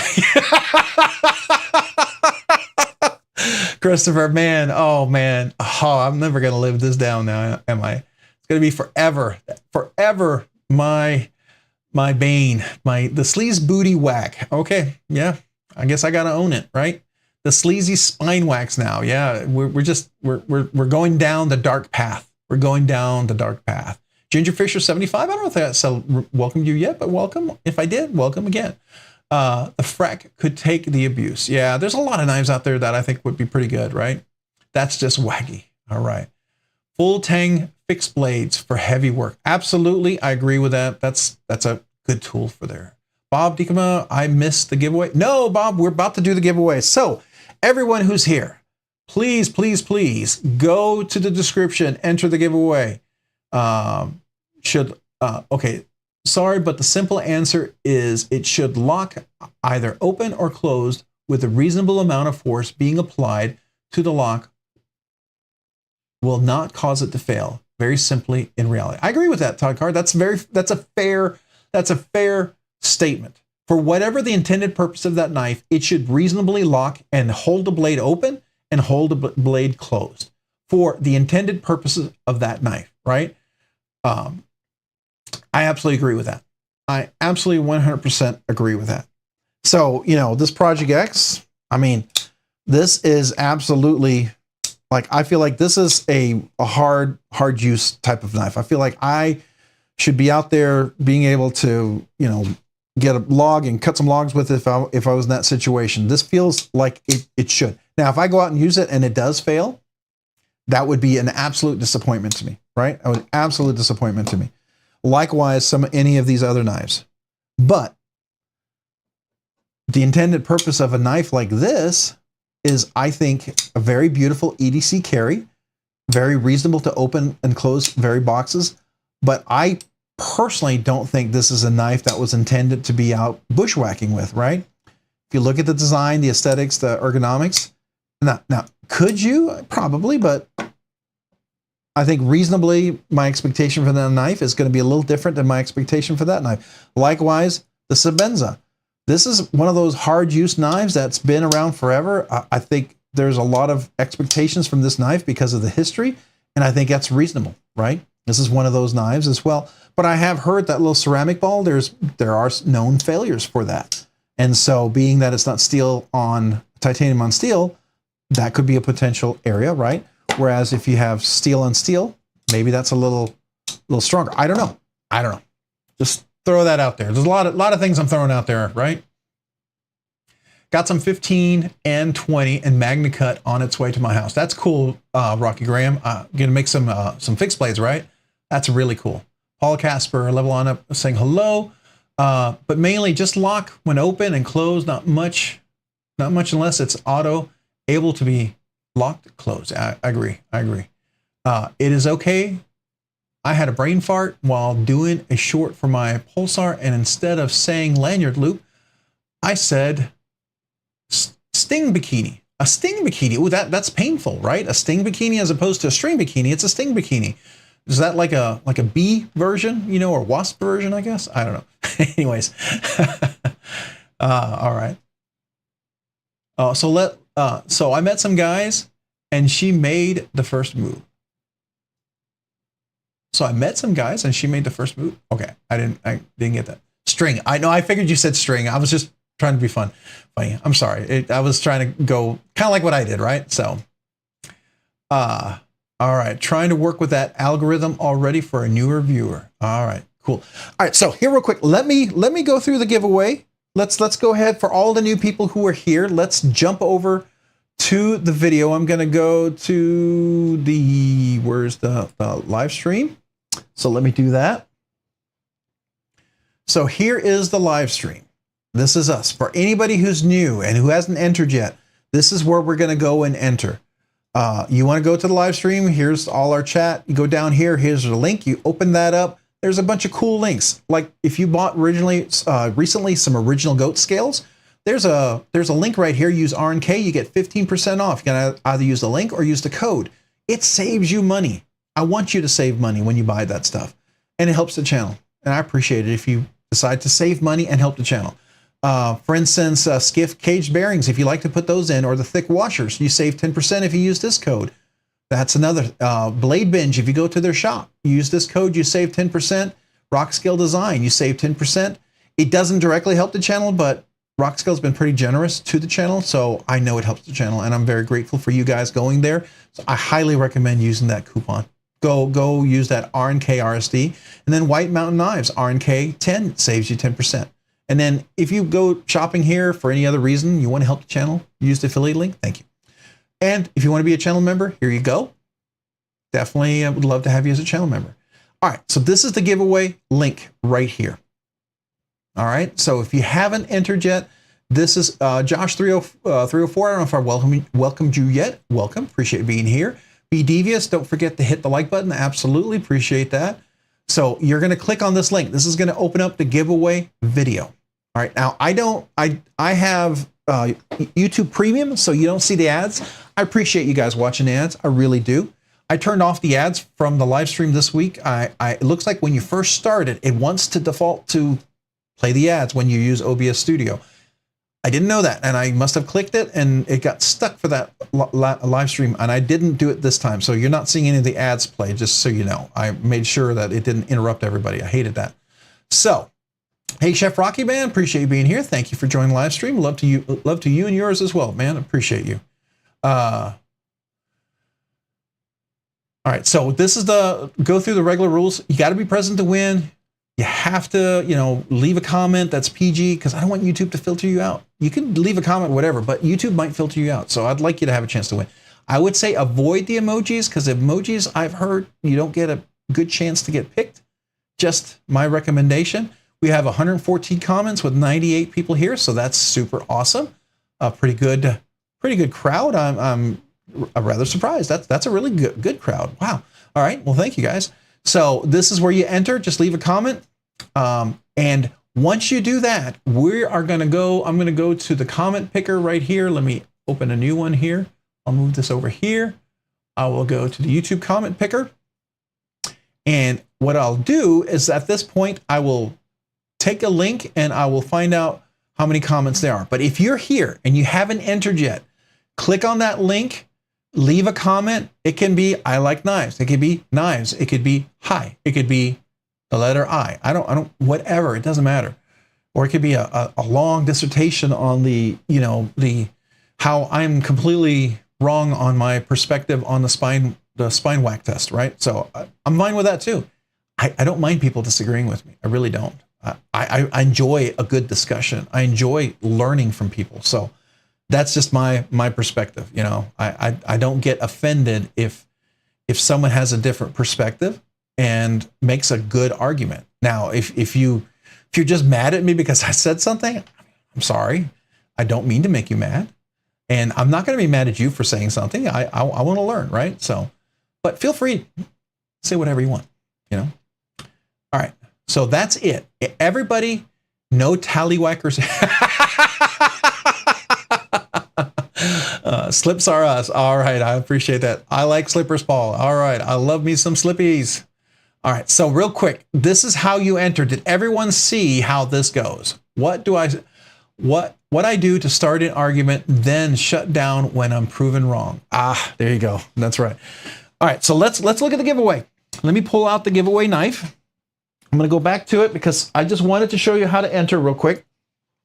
So this is the giveaway knife. You're going to get a DLT sticker. I've gotten a few of these lately. And in this, it's a QSP. And inside, there's a bunch of stickers. I actually put them inside the knife, just so you know. Here's a little card that comes with it. Let me put this over here so you can see it. I'll just put it right here. An OCD for EDC. Matter of fact, I was on his live stream last night, and he has his titanium CMEs that he makes. He has found a better way to produce them to make them cheaper, and they're less expensive, significantly less expensive. They're not cheap, but they're a lot less expensive. So if you've been thinking, man, I'd like to get one of those titanium CMEs, I actually ordered one from my shaman. I'm super excited about that. And they're less expensive, by the way. So here's OCD for EDC. Of course, you get the little Rob's Nerdy Knives. You know, it'd probably be easier if I just pull all the stickers out because it's going to take forever if I keep dropping these. You're going to get the Rob's Nerdy Knives micro sticker. You're going to get an RGT, Rip's Garage Technology, a Hogue Knives. You're going to get a BladeBinge. Go check them out. Lynch Clips. Highly recommend his clips and his scales. He makes scales too, by the way. Got some cool scales looking. There's a couple that I've actually been kind of interested in. I might actually try those out. A Civivi and a Wii little knife stickers, and the big Rob's Nerdy Knife sticker. And of course, you get the QSP sticker. So you definitely get a little packet there. And here is the little slip joint, and I'm very impressed with this, by the way. This is heavy because it's all steel liners and a steel back, and I'm really curious if they make a titanium version that's similar to, like I said, the Hedgehog here. I think this could be really, really phenomenal. I like the look of this. It's a non-traditional look of a slip joint. I love this nail nick, or I don't know if you call that a fuller, but it's easy to work with big old meaty fingers. You don't have to use your nails. You can just put your big old paws on there and pull it open. And it's got a nice walk and talk. Look at that. It's nice and crisp. Just really sharp. Nice half stop. Really solid engagement there. And it's got a finger choil, which I really like. So if you happen to slip a little bit, at least you're going to catch it not getting your finger. I think that's really cool. 14C28 blade steel. It's a flat grind, not a full flat, but definitely great for cutting apples, cutting boxes, whatever. Has a little lanyard loop. There's no clip on this one, so you definitely want to get a slip, a little leather slip or some sort of slip for it if you carry it. If not, you know, nice and dead center. I like that as well. Really sharp. This is great. Now they only had the OD green. I was going to get the black one because that's sort of the color I like. But hey, this is a giveaway, and I figured some people really like the OD green, might like this. Makes a great backpack knife, desk knife. I think, you know, if you're at a place at work where you can't have anything that, like if at work, flicking your knife like that freaks people out, a slip joint like this should be a lot safer and a lot less threatening to people, I think. So there you go. That's the giveaway for tonight. Any thoughts, any questions about that?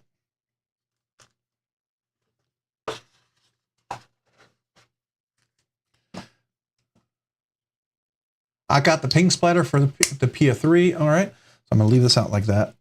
Trying to catch up. If I missed anything, let me know. My post office sucks. Been known to mess up your deliveries. Yeah, brand new American. I have seen a lot of that lately.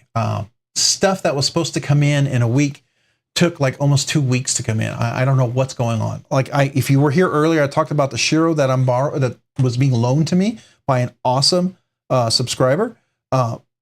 Actually went back and forth to one distribution center near where they were from, like 4 or 5 times, went halfway across the country, then went to Hawaii, which is on the whole opposite side of the continent, right? And then came back here. It was insane, absolutely insane. I thought that was just crazy. All right, ooh, I need a penguin sticker. Yeah, there we go.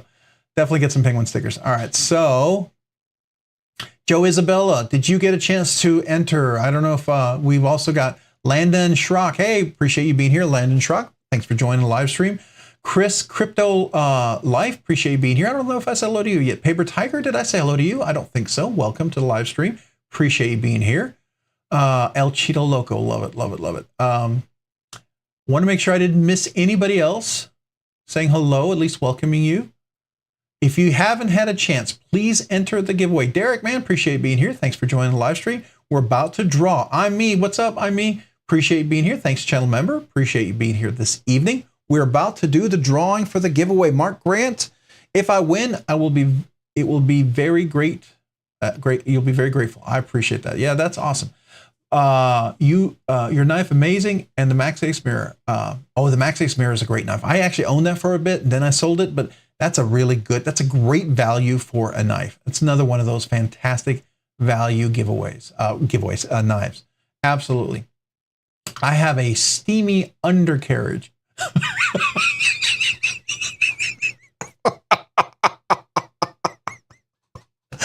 That's not something you read every day. I'm sorry as I'm reading it, I'm like, should I be reading that out loud? Well, congratulations. I'm happy for you, I think. Ricky Wiseman, appreciate being here. Thank you for joining the live stream. Make sure you enter the giveaway. Landon Schrock, did you get a chance to enter? I hope you did. All right. We got Paper Tiger Dwayne saying hello. Chris Crypto Life, never enough knives. I agree. Chef Rocky, cleaning up at work. I hear you. I bet it's probably some good food, though. I bet it's amazing.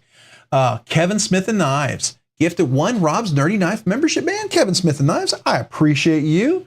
Thank you so much. Let me salute you real quick, Kevin Smith and Knives, and then we'll welcome our new Rob's Nerdy Knife member. Kevin Smith and Knives, thank you for that gifted membership. Let me salute you.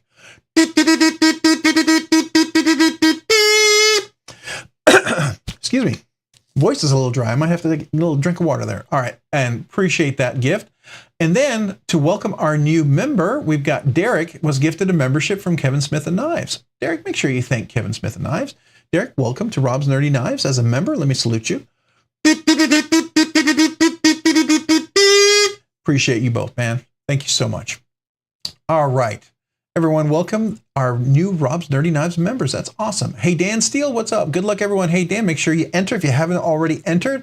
Anybody who hasn't entered, please enter now. If you need more time, let me know. Let me know if you need more time. Type in the number 77 if you need more time. I'm expecting 42, at least from one person. But 77 if you need more time, please. Silva Clamar, hey, appreciate you. Siva Clamar. I hope I'm pronouncing that. Is it Clamar or Claymar? If Siva Clamar. Hopefully I'm saying it correctly. I like to pronounce names correctly. I really do. Derek, appreciate you. Appreciate you being here in the live stream tonight. Do you like the new Padre? Well, somebody asked, do you like the new Padre DLC? Landon, if you're asking me, yes. I actually got a chance to review the Padre in a pass around, and I think Meredith, MPG EDC, she has the carbon fiber scales with the DLC blade. I love that. That's the one I want. I need to order it. That is amazing. That is amazing. Jesse, yeah, appreciate Kent Daigle, appreciate you being here. The wacky whistler. Appreciate that, man. Thank you. 69. I don't think Cheeto has one. Angelo gifted a membership. Angelo, man, appreciate that. Gifting a membership, Angelo. Let me salute you. Thank you for the gifted membership. I want to salute Angelo for that. Appreciate you, Angelo, for the gifted membership. And let's welcome the new member, Ricky Wiseman was gifted a membership. Thanks to Angelo. Make sure you thank Angelo, Ricky. Ricky, welcome to Rob's Nerdy Knives. Let me salute you as well. Appreciate you both, man. Thank you so much. Thank you so much. I need 30 more minutes. 30 more minutes. Oh, no. Guy formerly known as T-Fetch. My alt here is not entered, but here to troll. Oh, no. All right. T-Fetch, appreciate you. All right. So Reverse Tux Padre should be here next week. Oh, that's cool. That's stinking cool. Happy Knife, man. Appreciate you being here. Thank you. I don't know if I've welcomed you yet, but let me welcome you. Oh.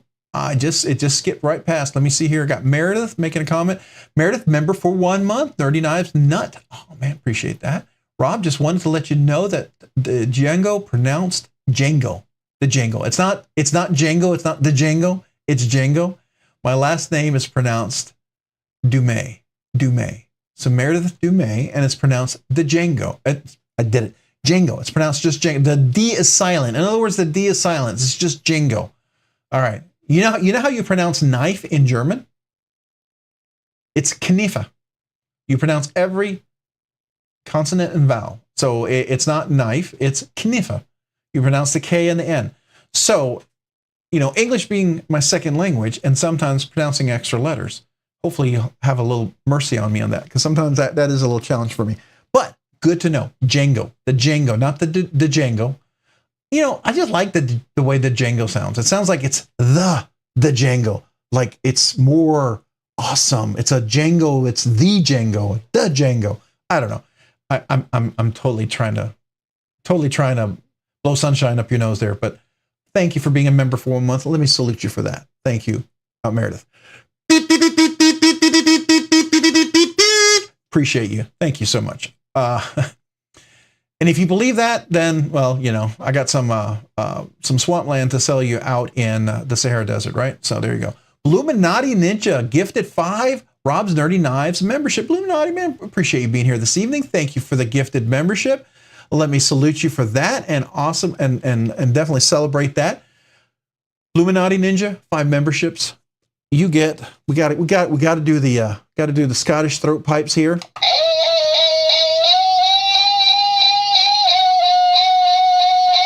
So those of you who are new, who haven't heard about this before, that was the sound we made the first night when the channel went live, and I didn't have any instrument to salute anybody of the memberships. We recorded it because by the end of the evening, I could barely talk. So here we go. This is to Bluminati Ninja. Thank you, Bluminati Ninja.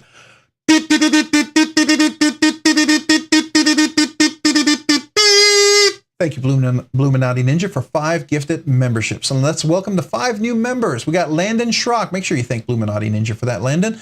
Welcome to Rob's Nerdy Knives. Let me salute you. And then we've got, let's see here.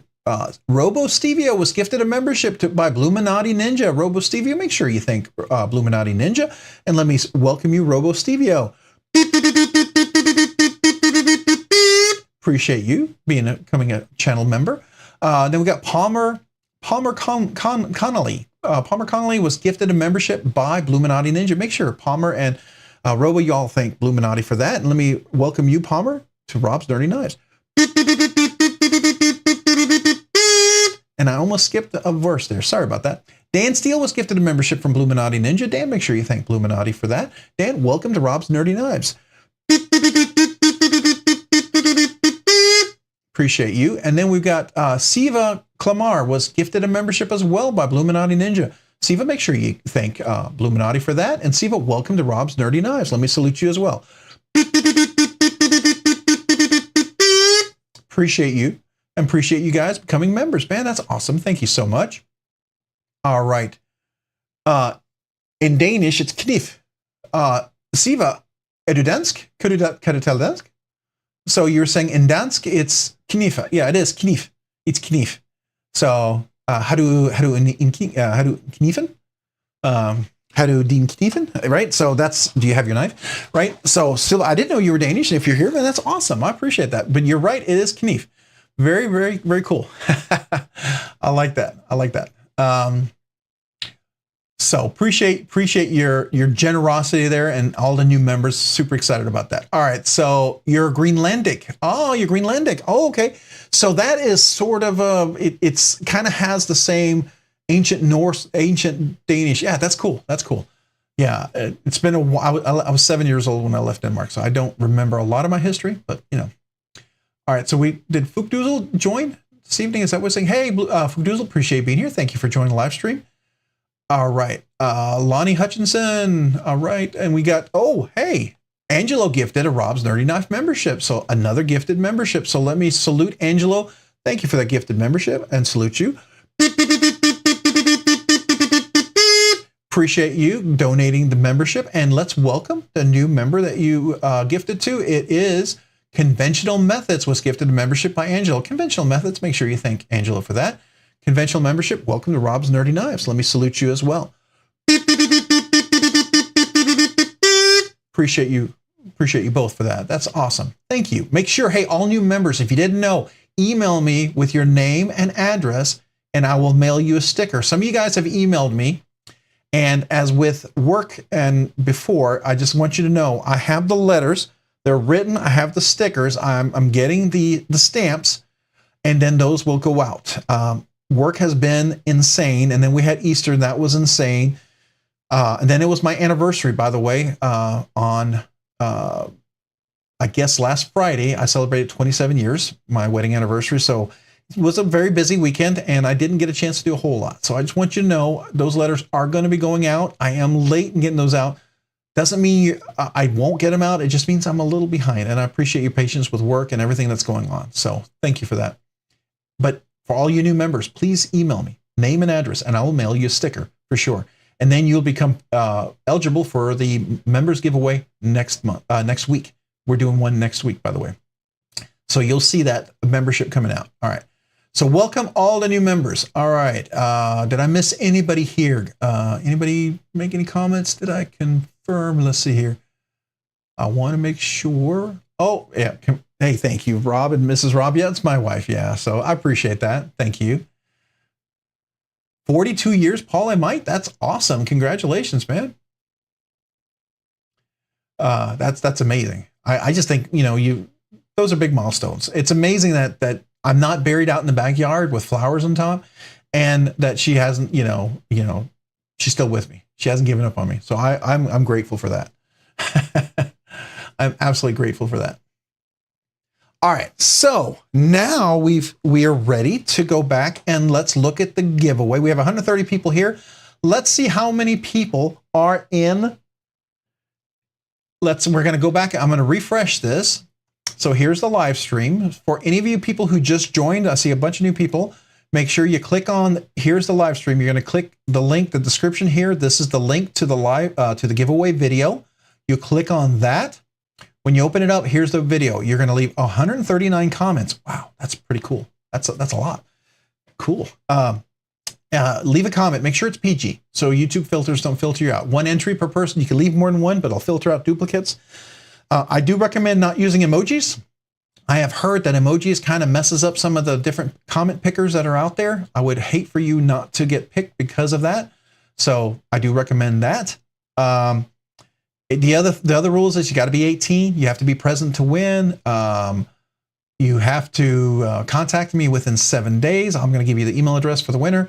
You must provide a valid US shipping address. I don't care where you live. Just you have a proxy, someone you ship to here in the US, someone that can ship to you, whatever. I just have to ship to the US. All right. Just I want to do that for the channel's sake, right? And then the other thing is you have to reply to my email to verify who you are. So I'm going to do a verification. Super, super simple. Super simple. 18-year-old proxy works as well. I don't care. Whoever I'm shipping to has to be 18, has to be in the USA. That's all that matters to me. And whoever I'm shipping to, that address I'm shipping to, you are acknowledging that you're adhering to the state and local knife laws, right? Because we're always going to be compliant with that. That's just so. If YouTube ever asks, I am compliant with their rules. I want to make sure that we are always adhering to that. So. That is it for Bravo 22, man. Appreciate you being here. Thank you for joining the live stream, and thank you, channel member. All right, so this is the giveaway video. Leave your comment. Once we're ready, what I'll do is I'm going to grab the link here, and here's a link for the giveaway video. And I'm just going to see what's our count right now. This is the comment picker that I'm going to use. I'm going to go in here. I'm going to paste it to see where we're at. I'll filter out duplicates. And then I'm going to see what's the count right now. So we have 129, 130 people in here.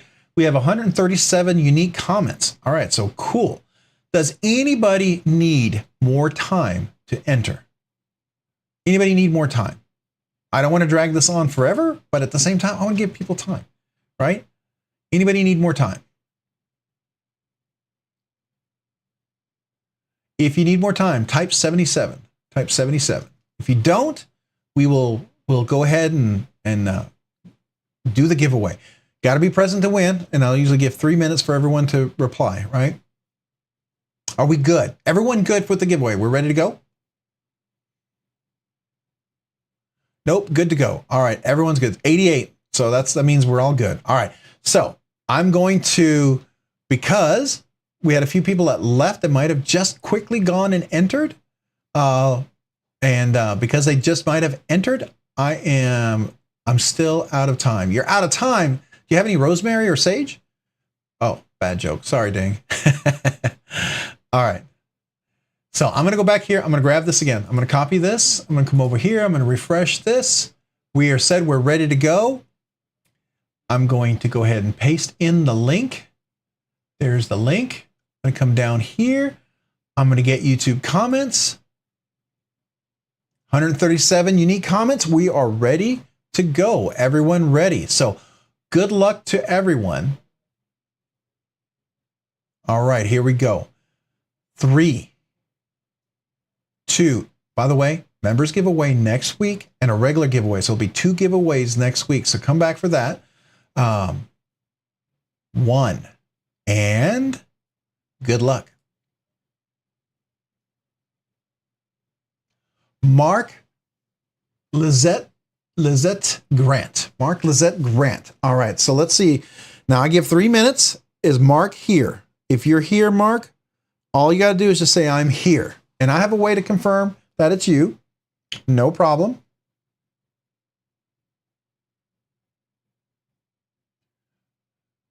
Mark Grant. Awesome. Awesome, Mark Grant. So I'm going to just confirm. I'm going to go to your here, and it's going to tell me. Oh, let me go back. What it does is mark it. There we go. Stop. Go to channel, and it tells me, yep, that's you, Mark. Confirm. Mark, congratulations. You are the winner. Mark is the winner. So it says, hope I finally win something. LOL. Mark, you won. You won. You finally won something. So congratulations to you, Mark. All right. So I'm going to give you the email address here in a second, but congratulations to Mark. We will have another giveaway next week and a members giveaway next week. So look for that. Let me get the email address out here for you, Mark. Probably, most people can probably figure it out. It's robsnerdyknives@gmail.com. So I'm going to go ahead and I left this up here for a little bit.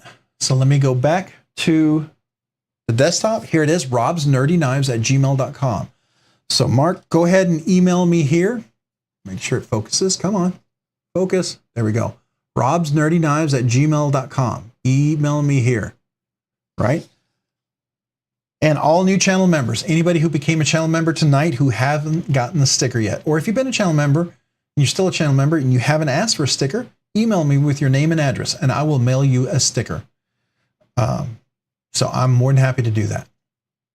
All right? If you haven't already, email me there. So congratulations to you, Mark. Please remember, Mark, I'm going to reply to your email. I'm going to ask you to verify. I do that to everybody. If it was, let's say, a good friend that I knew and they entered and they got randomly picked, I would make them verify too, because I do that for the sake of everyone. I want to be fair to everyone. Everyone always has to verify. Even people who've been here forever, who I've known since the channel first started, I will still ask you to verify, because that way everybody who's new knows that everyone's treated equally. They don't feel like there's some sort of special favoritism, in the sense that I try to make these giveaways as fair and equal as possible. And that to me is important, because I don't want anybody to feel like they didn't have a chance, right? I want everybody to know everyone has a chance. So I'm going to go ahead and package this up. And then what we do is we hang around, we talk knives. If you want to hang around and talk knives, discuss maybe your new EDCs, some thoughts on some new knives, maybe tell me where I am completely wrong on my thoughts on the locks and the spine whacking, or as we like to call it, the sleeves booty whacking. I guess that's the thing now. Feels like that almost needs to become an emoji, I guess. I don't know how we can make that emoji so it stays legal, but who knows? All right, so I'm going to try to close the box. It is not letting me close this box. Hold on. There we go. All right. So Mark, I'm going to package this up and get it out to you as soon as we get you verified, and then this will go out to you. So congratulations on that. Super, super awesome. All right. I am going to go back over here and I'm going to see, we've got a whole bunch of links. I love this. This is when people start talking about the different channels. I want to make sure I didn't miss anybody. So first one I got here, and did it go too fast? We got Paul I Might. So here's Paul I Might's channel. If you haven't subscribed yet, go check these guys out. Hey, Paul, I got 85 subscribers. That's cool. Weren't you like at 50 the last time we looked? That's pretty good, right? So cool. Go check out Paul. He's got some cool knives here. What do we got over here? That's the Stevia, and I haven't seen that one. The Tucson. Oh, we got the knife standards. I missed out on that one. The Bridgeport 395. I have the Bridgeport 1827. I like that one. Very, very cool. Oh, the Remnant Rhino. That's a good knife. Good knife. Good knife. So there you go. Go get a chance. If you do subscribe, make sure you go watch a short and like it. That way the subscription will stick. Sometimes they think it's a bot or something like that. And here we have Broke Ass Knives. So we're up to 124 subscribers. Go check him out. We've got some cool videos. I love going to different channels because people have cool knives, perspectives, things that they show you that you're like, oh, I didn't know that. That's cool, right?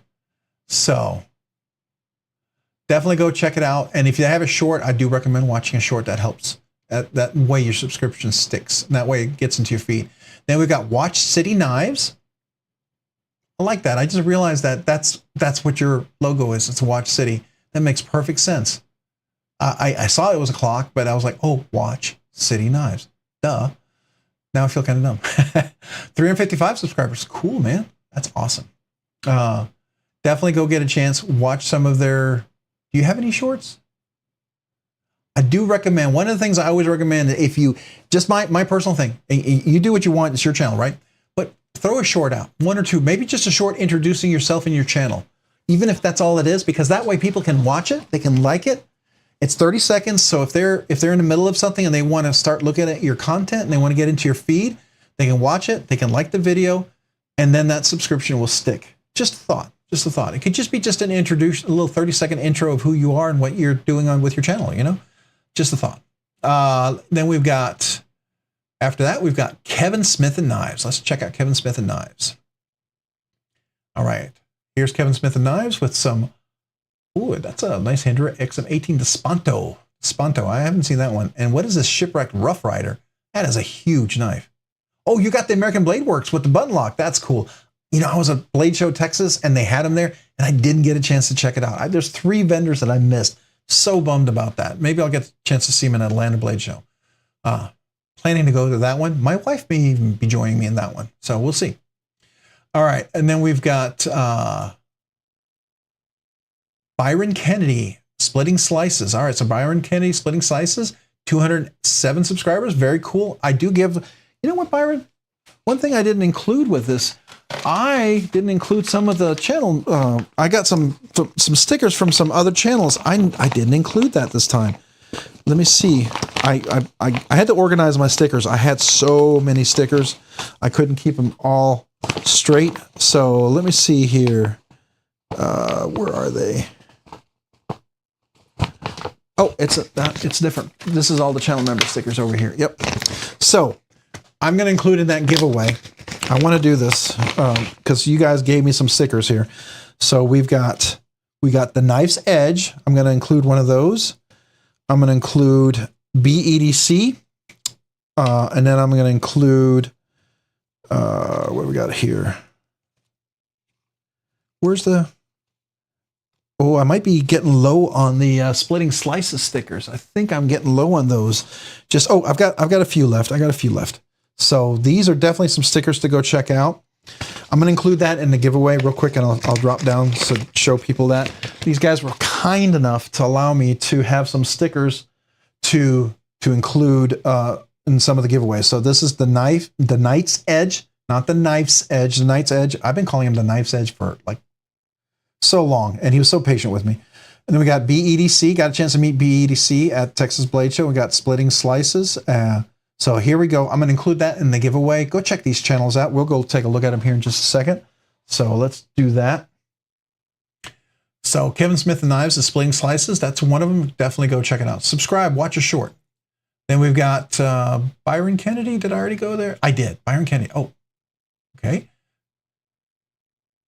And it just jumped on me. Boy, it jumped way too fast. There we go. All right. So then we got Meredith, which is MPG EDC, I believe. MPG EDC. She has this great video of this unboxing that she does with her husband. It is hilarious. You should watch this. She gets this knife from this guy that she bought it from, and it's like the wrong knife. Could you imagine getting a knife you bought and it's a wrong knife? Oh my gosh. I mean, you know, look at this. This knife coming in from what Rob's Nerdy Knives? Me? That's me.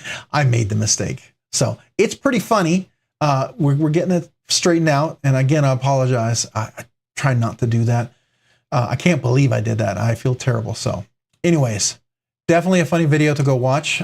Please enjoy if you haven't had a chance.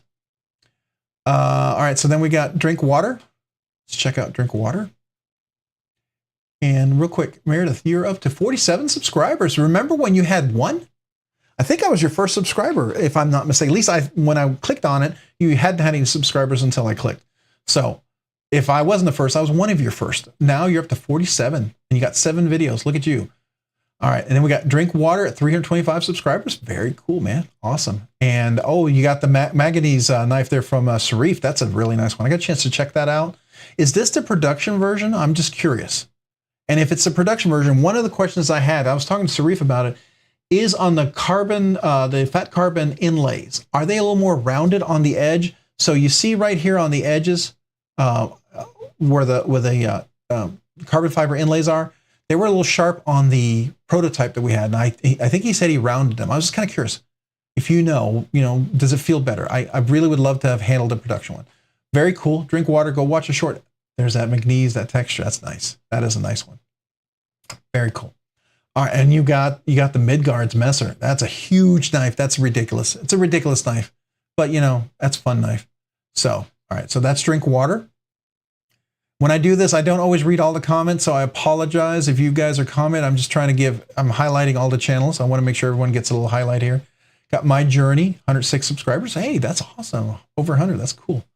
My new car vacuum, good or bad? Hopefully it's good. Hopefully it's good. Epic milestones accomplished. What is that? What do you got there? Is that? Oh, it's a Tucson. Yeah, that looked familiar. I think I've actually reviewed that one. That's a really nice knife. Cool. Congrats. So go get a chance. If you haven't already, subscribe, watch a short. And, you got the little corgi, the rusty corgi. Is that the Crispy Donut Community corgi? That's cool. All right. Very cool. And am I missing any other links? If I missed other people, let me know. Let me know. We did Meredith. Yeah, I think I got MPG. Who did I miss? All right. I think I'm caught up on the videos. If I missed anybody, please let me know. We'll go to another channel. I don't do giveaways by getting people to go leave comments in places because I don't want YouTube to think that it's a bunch of bots going over there. If you like their channel, you want to watch their channel, you want to be a subscriber, I want you to want to do that, right? I don't want anybody ever to feel forced to do that. I want you to enjoy the community out there, see what different people's perspective are. Hey, if you go watch some of my early videos, everyone here, their videos look way better than my first videos I did. They were rough. They were rough. Matter of fact, a few of mine deleted because they were rough. We have nothing but to improve. And, I always try to things get a little bit better. So a lot of fun. All right. Now I'm going to try to catch up to comments here. See here. I'm subbing to everyone I can. That's cool. Yeah. Window breaker. All right. You're good peeps. All right. I have a mini Aurora coming with the purple burl scales and orange liners. Oh, that's cool. The Aurora. Is that like from Aurora, Colorado there? Or is that after that or something? I'm kind of curious. MPG EDC. So does he know what he's getting? Oh, hopefully he doesn't. Hopefully we haven't given it away. I hope it's still a surprise. I am really sorry about that. And I appreciate both you guys being willing to ship that out. I really do. Feel dumb. Everyone who said congrats, thank you very much. Oh, Mark Grant, congrats. What are we congrating you for? I must have missed something and I feel like I need to say congrats, but I want to know what I'm saying congrats for, Mark. What am I congrating you for? Sent you an email. Oh.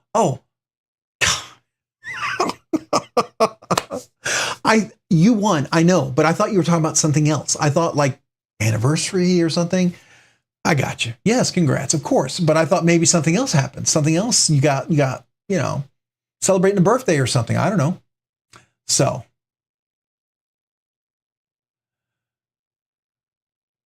All right. Let's see here.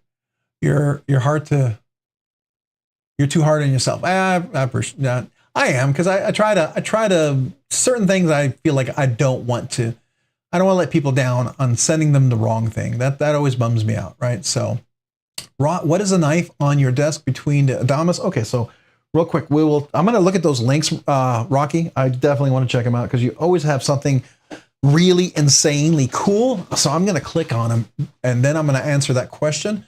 And I'm going to open those links because I am sure whatever you're giving me a link for, it's going to be insane. So I can't wait. Oh, Bushcraft rebooted. We didn't go there. Yeah, you're right. All right. So going back to the question, the knife on the desk between the Adamas and the XM18. This is the Trevor Burger, a custom Trevor Burger. This is the Dakar. There's a large and a small version of this. There is a mini. This is made in South Africa. This is M390 blade steel, hand rub satin finish. It's a slight hollow grind. It's definitely a hollow grind.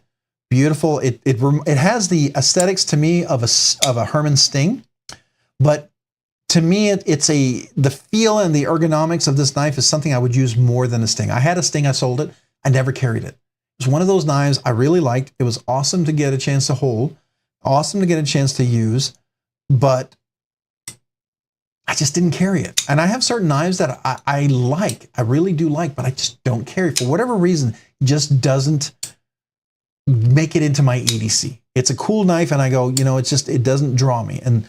But Trevor Berger's designs really draw me, and this Dakar really drew me.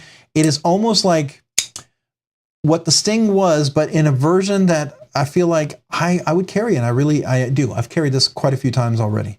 I do like carrying this knife, by the way. I carry it regularly. There's some knives I'd carry more regularly if I didn't have other knives, right? But that's the Dakar. I also have an Urban XL from him. I like that as well. This is the Fat Carbon 12. I believe they call this a Fat Carbon, but this is beautifully high polished inlay. It's just simply stunning. And the milling, I don't know if you can see the milling. Let's see if we can zoom in here a little bit. Let me zoom in on that desk zoom. Can you see the milling on that? That is what makes a knife like this more expensive, right? And it's handmade. And it does have Skiff cage bearings in there already because he uses them. And look at that one giant standoff. It is massive, but it's awesome. So solid. Bronze anodized hardware. This beautiful hidden screw lanyard right here, or clip right here, just works really nicely. And the tuning on here is phenomenal. And you look at here, this is where you actually do the frame lock relief, and it drops like this on your hand. And then when you drop it, it's just beautiful butter. So that's this one. I really like this one. If you couldn't tell, I really do like that one. Oops. Let's go back to the desk. I meant to go to the desk. But did that answer your question?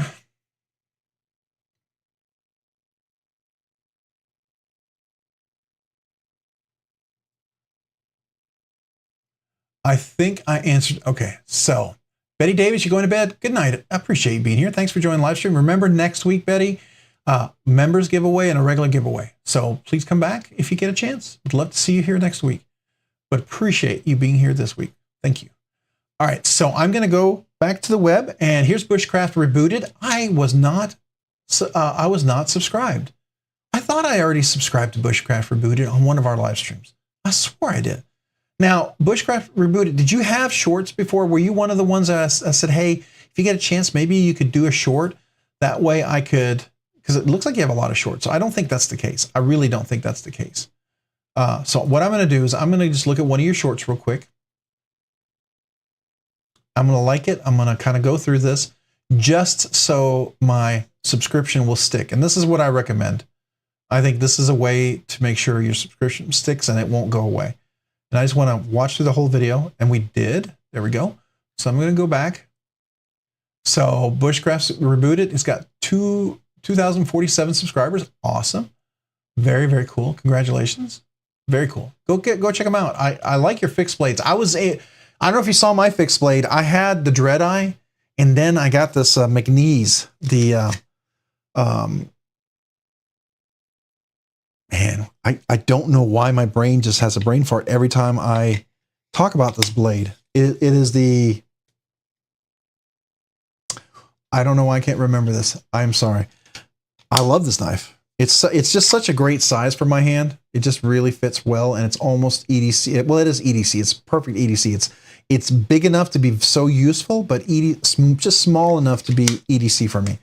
But I do that in honor of your massive number of knives that I can't even relate to. You have a lot more knives than I do.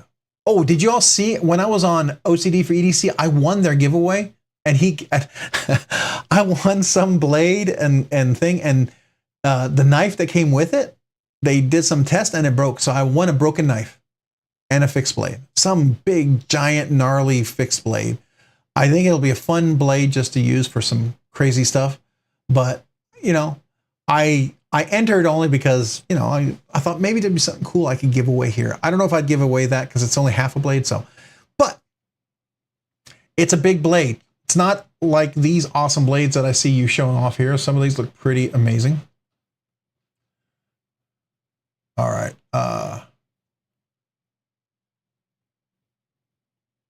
So I'm going to click on this one. This is to one of your links. But before I do that, your first link was this one, the Mini Aurora 3V Desert. Oh, that's cool. That's nice. Oh, I like that little inlay on the wood. That's pretty cool. That's a fancy one. It's a fancy knife. I like that. It's got a leather sheath. You know, I like the Kydex, but leather is cool. Some of you guys I know love leather. I get it. I get it. I like the leather slip on a slip joint. I will admit, I do like the leather slips on a slip joint. For whatever reason, I'm digging the leather there. For whatever reason, on fixed blades, I don't. And I'll tell you why. I've had a couple of fixed blades when I was younger, and I cut that leather sheath off, just putting the knife away. And so Kydex seems to be a little more helpful for a bumbling person like myself. So that's, I guess, why I like Kydex. I don't know. All right. I have to hide the butter dish. Best yogurt ever. Oh, wait, somebody made yogurt? My daughter likes to eat butter straight. Rocky, I love butter. I'm Danish, and I have the Scandinavian genes where I have freakishly low cholesterol. So I crave dairy. And if I haven't had dairy in a while, I literally, and it's gonna sound weird, I get goosebumps eating dairy, like yogurt or, you know, butter or something like that. Something that's very creamy. I like that a lot. And I like eating cheese, and none of that ever impacts me in any negative way, right? But I still have freakishly low cholesterol. And so I like dairy, but I do like butter. I like a layer of butter on everything. Rob, if you had to get rid of one knife on the table, if you had to get rid of one knife on the table,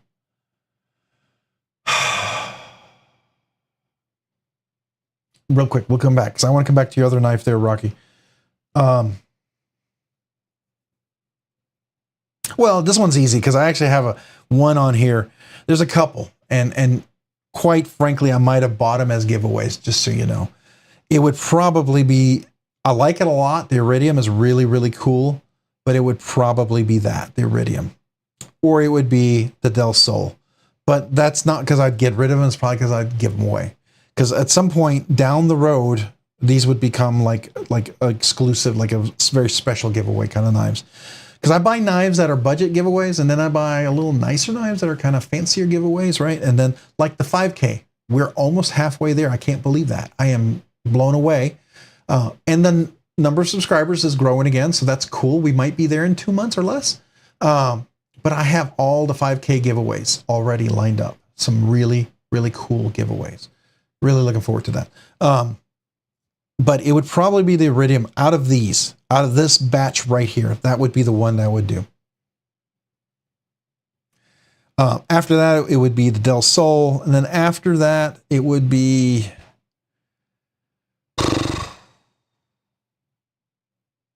it would have to be the Osborne. I don't know. If I can't get this one straightened, if I can't get this centered, it might be this one. And that would be because I'd return it. I don't know. Take my kidney before my knives. I hear you. I hear you. Yeah. Finally got a Microtech list 3rd gen Tonto ordered. Oh, very cool. They always sell out within minutes. That's cool, Jason. Congratulations, man. Let's look at that. That's the Microtech list, you said? If I can spell. Might help if I jump on there. Let's go to the web. Oh. Oh, what am I doing? Hold on. Trying to connect back to my thing here. There we go. Nope. The web. All right, here we go. My app was acting weird. All right, so it's a Microtech. Did you say list or LUT? Was that the list or the LUT? Because I'm not familiar with the Microtech list. Maybe were you thinking the LUT? Well, let me look it up. Let me look it up. Is it called the list? Come on, help if I spell. I'm not seeing the list. Help me out. Oh, the LUT. Okay.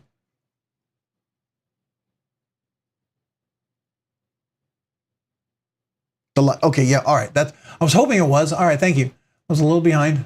There we go. Microtech look. And they had a Tonto one for real? Let's take a look.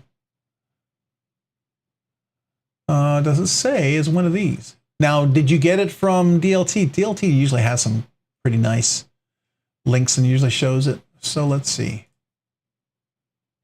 No, that's not the Tonto. And it's a pretty good price too. And aren't these USA made too? Aren't they still USA made? Which to me is really surprising for the price. It's just a really good price, you know? I mean, you're up there with like some of the Protex just for a good price for a knife, right? I mean, it's 8 inches, so it's a little smaller than some of their larger knives, but to me, that's like a reasonable EDC size, for me at least. Yeah, Siri keeps changing it. Have you ever seen those videos where someone goes in and does the, like the replace text on their iPhone, and they'll make it say something completely weird, and somebody will start texting and it keeps autocorrecting for them, and they get all weird about it. It's hilarious. I find some of them funny. Bushcraft rebooted. We just subscribed. Let's go back. So Bushcraft rebooted. You were at 2.47. Did it get you to 2.48 maybe? Let's see. Love to see 2.48. That'd be super cool. Well, that's one of those things you don't get to see the numbers there. And it might take a few more to get up there. So, you know, that happens. All right. That's cool. So you got a Tonto. That's really, really nice. Oh, at NC Blades? Okay, so that's where you went, to the NC Blade. So let's take a look over there. Knife store, NC Blade. There we are.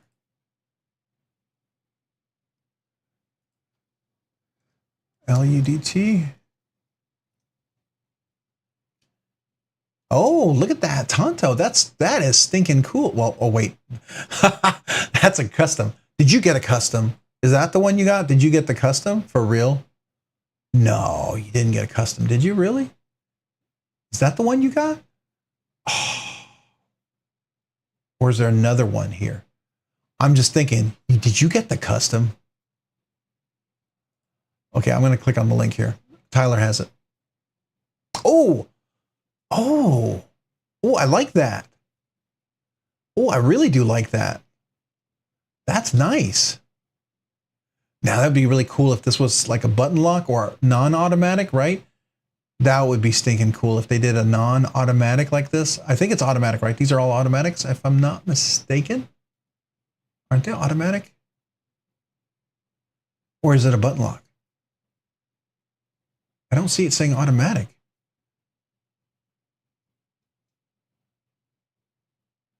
It's automatic, right? This is an automatic.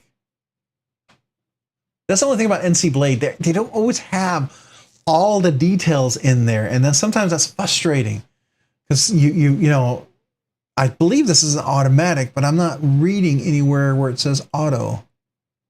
This is cool though. I gotta do an email on this one. So we got to do that. I want to, that's nice. I like that.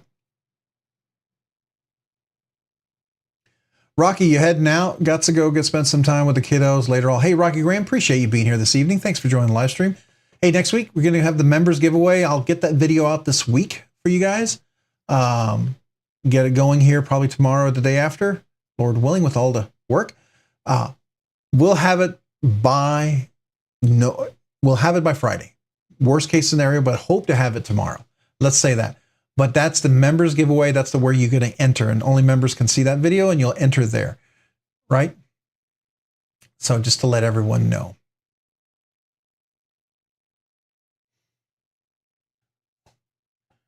All right.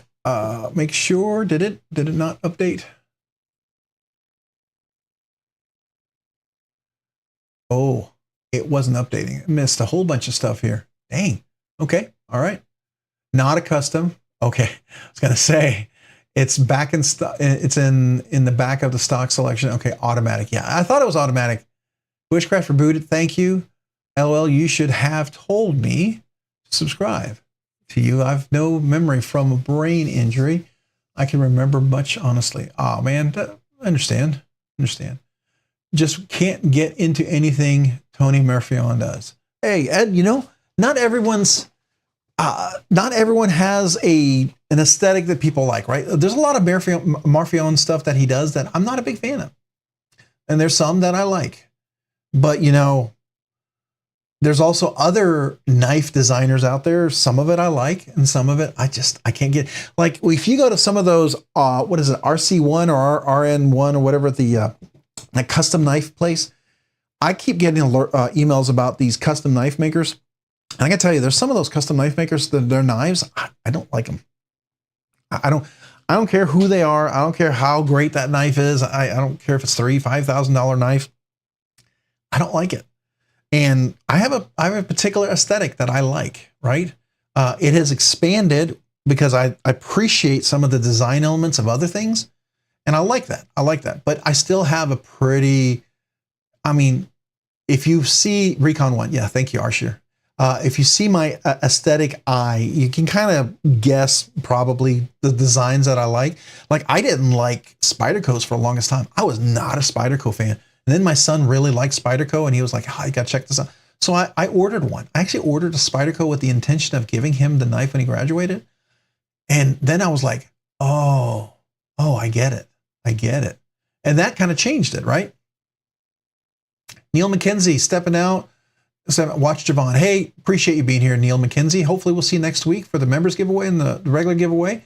Appreciate being here this evening. Thanks so much for joining the live. Have a great week. Bushcraft Rebooted just texted my brother to subscribe to your channel. Oh, that's nice. That's awesome. I said the same thing before MPG EDC. Until you see one, you just have have to get. Yeah. It's almost like when it's the same thing. I've heard so many different channels talk about this, and I agree. People will say, I will never spend $200 on a knife. Never. I would never spend $200 on a knife. That's ridiculous. And then you get a knife that's like $100 and you're like, oh, that's nice. That's nice. Well, maybe I'll spend 125. I'll spend 150. And you're like, oh, that's nice. I like that. And then next thing you know, you spend $200 and you're like, and the phrase really is, I will never spend that much, or I never think a knife is worth that much until it is, right? Until you do. And the thing is, you know, I remember when I bought my first $300 knife, I was like, oh, I can't believe that. And then, you know, it happens, you know, and you're like, there's barriers you thought you'd never break. But then after a while, you know, you also realize sometimes you can sell some of your knives and put it toward other knives, and that's nice, right? Let's see here. The ones I would keep is the CRK or the other ones that had made you, that's handmade, you showed before. Oh, Margaret, are you talking about my knives, or are you talking about MPG, or are you talking about somebody else? Probably not me. So it is for my husband. Oh, okay. The most expensive knife I've gotten is the Microtech Stitch from Rob. Yeah. You'll like that knife. It has Skiff cage bearings in it too. I think it's really nice. Anyone ever had a custom knife factory or Marfion collab? Sakosha. I have not had a Sakosha, but I've had a custom knife factory one. So let's see. What is the Sakosha? I want to look at that. That should be here on this one. So Sakosha. Is that right? Ooh, I like that. Oh, is it? Oh no, it is a flipper. It is a flipper and thumb stud. Is that the one they were doing the pre-orders for? Yeah, I thought of that one. I thought that looked kind of interesting. Now that is outside of a realm of reality there. Yeah, here's the pre-order for this one right here, right? This is the 2024 pre-order that they were doing. And then you got these custom ones that are ridiculous. But here you have, like, okay, now it's out of my realm, but wow. Okay, yeah, I could do something like that. Ooh. Okay, I'm digging that. Yeah. No, I've never ordered one, but I really do like the look of that a lot. Is that a flipper on there, or is it flipperless? It doesn't have a flipper. Yeah, so this one's flipperless. Okay. Yeah, that's a cool knife. I dig it. It's a weird clip though, and I hate this glass breaker. That's just bleh. Don't like the glass breaker. Sorry. If you like the glass breakers and you love glass breakers, you know, enjoy your glass breaker. Please don't let me keep you from it. But this right here, I'm digging. But again, this also has that goofy glass breaker. So, you know, I don't know. There are little aesthetic things that can kind of ruin it for me sometimes. In some of those glass breaker things, that might be one thing, right? I had a knife that had it had a little glass breaker on there, and it kept cutting into my hand. And I eventually sold it. I think it was a Benchmade one, and it had a glass breaker on it. And it got to the point where every time I put my hand in, it cut my hand, and I was like, okay, I'm kind of done with it. So, you know, the most expensive knife I have is my McDonald's knife. Ooh, is it custom McDonald's? Did Ronald make it? No, that's cool. The Boit 2 slip joints today. Oh, what is that? My forehead is the only glass breaker I'll ever need. Sorry, glass breakers and lanyard loops are dumb. I agree with you. Now, I will tell you, Meredith, the only time that I'm sort of okay with a lanyard loop, there's two knives where I can see it logical. And I know, I can't believe I'm even saying this because I was never a lanyard loop fan, is on certain slip joints, especially if they're smaller, a lanyard loop could make sense. Now, I had a lanyard on this and I took it off. I didn't want it. So, you know, I'm a hypocrite, right? But I could see it make sense on certain ones. And then on certain fixed blades, depending on how you use them, if you're out, you know, in the wild, working, things like that, I could see maybe that. But it would be very strategic and very purposeful in a situation where that would make sense. Otherwise, for everyday EDC, I'm not a lanyard fan. Yeah, just me.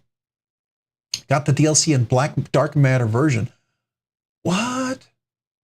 For real? You got the DLC dark matter? Oh my gosh, hold on. The dark matter version. Is it still here? Oh, which one would that be?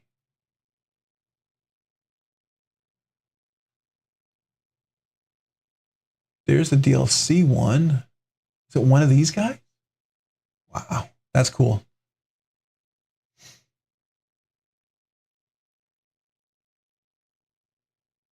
What you get, BNA? Brand new American, 2 slip joints today. Oh, you got 2 slip joints today.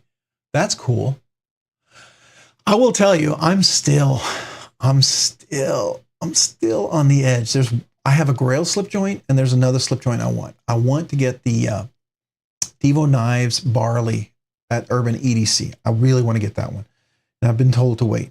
Then the other one that I really am very tempted to get is the Gentleman Jack by, I know, after I said all of this, I'm going to tell you, the Gentleman Jack by Medford. I handled that slip joint at Blade Show, Texas, and I like it. I like it. Sorry, went back to the NCAA championship. Now it's back to you watching you.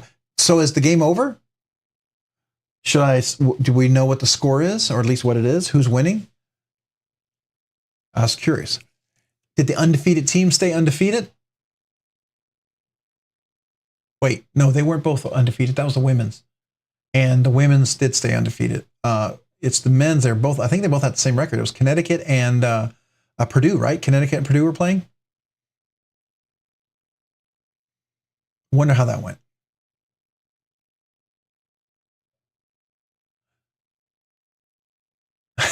Tyler was. I bet you see a Gentleman Jack by 5K. It could happen. Yeah. So, and I probably shouldn't be looking while I'm here. So, no Gentleman Jacks here. So we'd have to go to another store.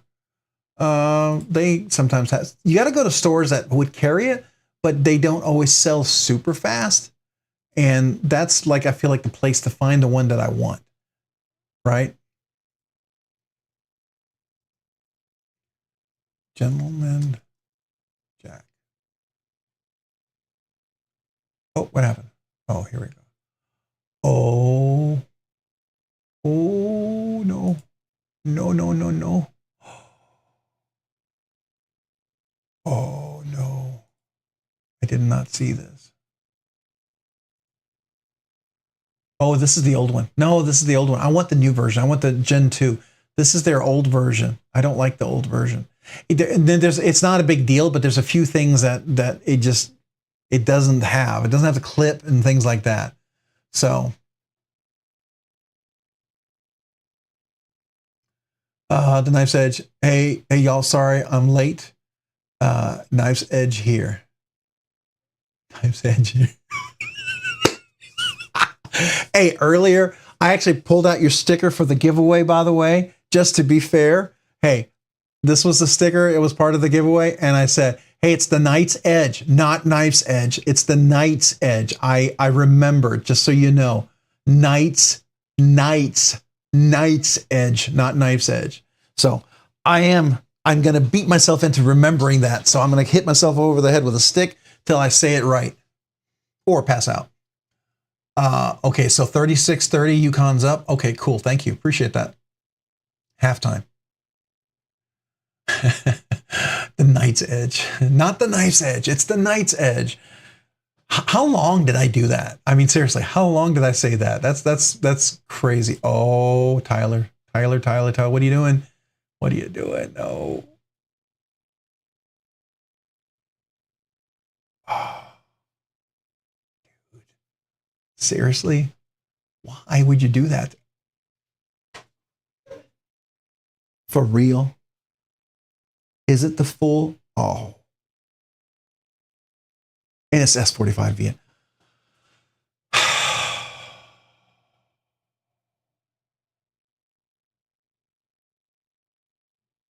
Dude, I'm going to blame you. Hold on a second.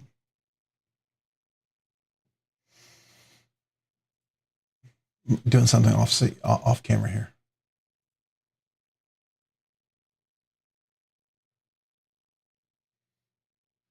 Let me log in real quick. 1 second. What is the most expensive knife that I carry? My Conic Arius. I carry my Conic Arius. This is my Arius in carbon fiber. So here's the reality of something. For every knife I own, I carry. So I don't care what knife I own, I'm going to carry. Now, will I beat it up and carry it and cut wood and stuff like that? Probably not. But do I carry it? Do I carry it and cut boxes and things like that? Absolutely. To me, I enjoy my knives by carrying. And so this is the one that probably the most expensive. And right behind that, it's going to be and I carry this too, by the way. I've carried this quite a few times. My haptic, my Holt BladeWorks haptic. Tomorrow, my Morpheus is coming back in. My Morpheus had to go back because it had something happen to it. You saw the unboxing for it, and it would be out here on the table. But unfortunately, it had an issue. So I don't know if you know this, it's Magna Cut blade. And one thing that happens, and I didn't know this, and so people who work with annealing, and Rocky, if you're still here, if you're not, when you anneal Magna Cut, apparently it expands. And so they had a blade stop pin that's in the blade. And when it expands, that blade stop pin, they have to get larger blade stop pins, Joe and Angie. And so when Joe puts it in there, that one slipped. It actually slipped a little bit, and it caused it to touch the inside of the scale. And so he had to reset the pin and redo it. And so I'm getting it back tomorrow. It's coming in 2-day express. So, but I carry that one too. So yeah, I carry everyone. Now, if I'm out working in the yard, I'm not going to probably carry some of these. I'll carry my, my Shark Lock. I'll carry an Adamas. I have no problem. Probably the biggest, craziest knife that I do hard use with is going to be my Magnese, my Mac 2 here. I have no problem hard using this one. This is such a solid knife. I mean, I don't know. And I sent this one back because I actually, I used this so much that I don't know if I did it from hard use or if it just because it got used, whatever. but the detent ball actually sunk in a little bit, and so it had blade rock. And I was at Blade Show Texas, and I asked Jonathan, I said, hey, this has got blade rock. Is there quick? I thought maybe he could fix it right there. And he's like, nah, you're gonna have to send that in. I'm gonna have to fix it. I gotta figure out what's going on. And he wanted to see it because I think he wanted to make sure it didn't happen again, which I love. The dude's always making his stuff better, right? So he took it, he fixed it, he resharpened my blade. Now, if you remember on this video, I had an uneven tip edge. He fixed that and made the edge perfect. So I was like, oh, that's nice. And the edge came in so sharp. So, but I use this knife, hard use this one. So this would probably be the most expensive hard use knife that I have, but I carry every knife. Just so you know, if I don't carry the knife, I sell it. So I stopped carrying. Well, I didn't carry ever really the Sting. I may have put it in my pocket walking in the office, and then I put it away, but I never carried it. I just never took it with me. You know, I'm sitting in a chair, you know, and I put it in. I was like, oh, that's cool. And I put it away, and I just didn't carry it. There's several other knives that been the same. Like I had a Chris Reeve Umnum's.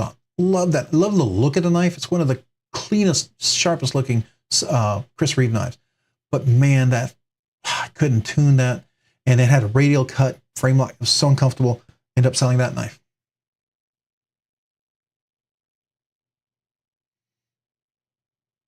I didn't carry the stitch either. Yeah, I like the stitch. I like flipping it here in the office. I would take it out and I'd flip it. And I'd be like, that's cool. And I'd put it back. And I put it in my pocket for a second, and I go, I want to carry it. And then I'd reach in, and I pull it out, and I'm like, yeah, I did not feel it. And I put it back in. And then I get another knife, and I carry that. And it's like one of those things I wanted to want to carry, and I like it. I like the MSI.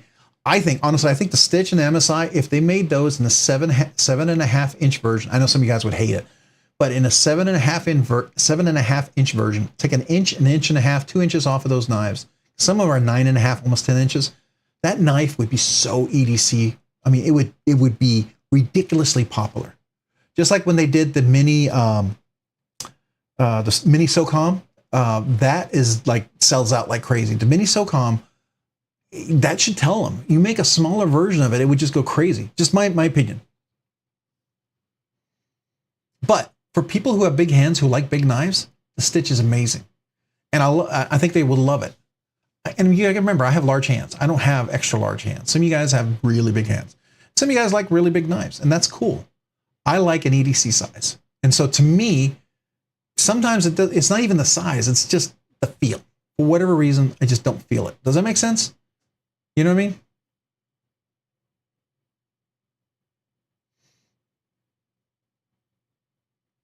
Oh, I whacked it. I never whacked that.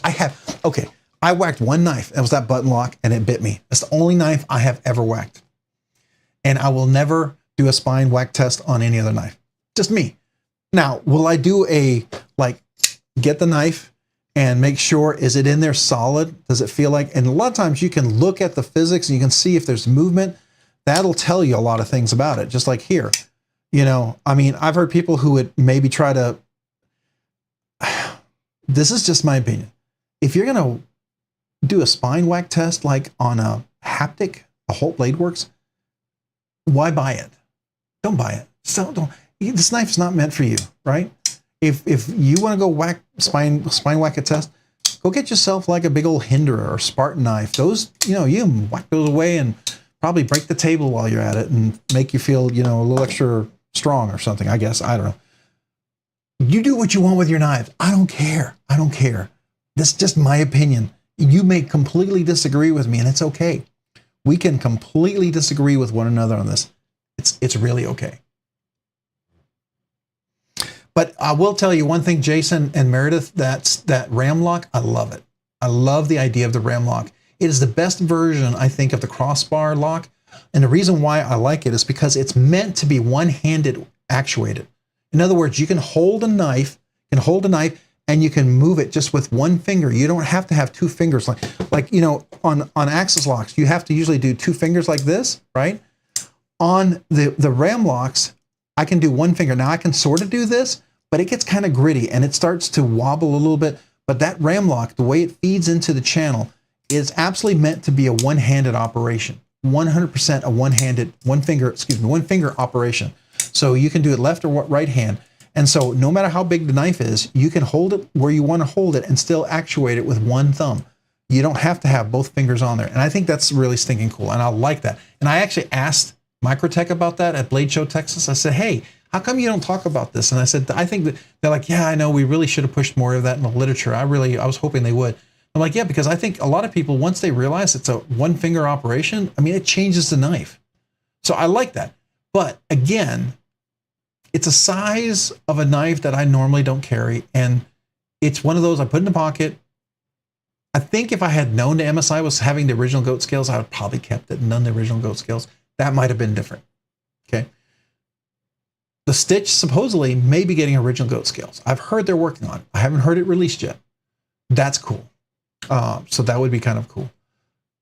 But if they could make that in a 7.5 inch knife, maybe an 8, take an inch and a half off, I think that knife, it would appeal to so many more people as an EDC knife. It's so big. It's really a great outdoor, hard use, glove, tactical, whatever kind of knife. It's great for all of that. But it's just not a super clandestine, kind of a stealthy little EDC type of knife.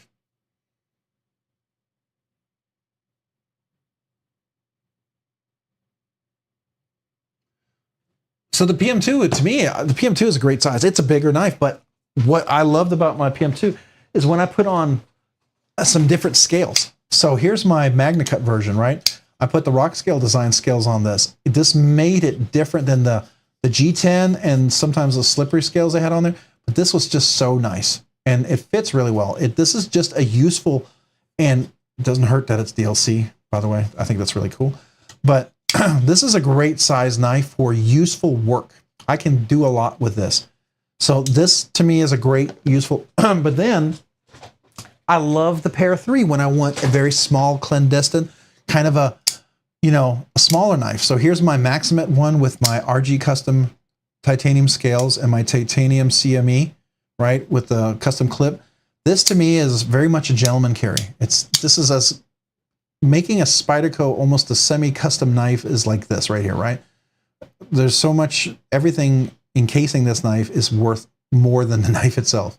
So, but it's phenomenal. I love carrying this. It's a great, like a small EDC, very gentlemanly. I can carry it church, work. It's just a beautiful knife. If you want something that looks nice, great date knife, if you will, because I actually have date knives. I do. I legitimately think about if I'm going on a date, if I'm going somewhere, what's a nice looking knife? And this would be one of those things, right? I like that. It's a little smaller than something like that. So it's definitely, if I want to go for something a little smaller, there's that. And also if I want something slicey, it's all a matter of what you're feeling. Hey, women talk about their shoes and their dresses and their shirts. Some of us, we talk about our knives.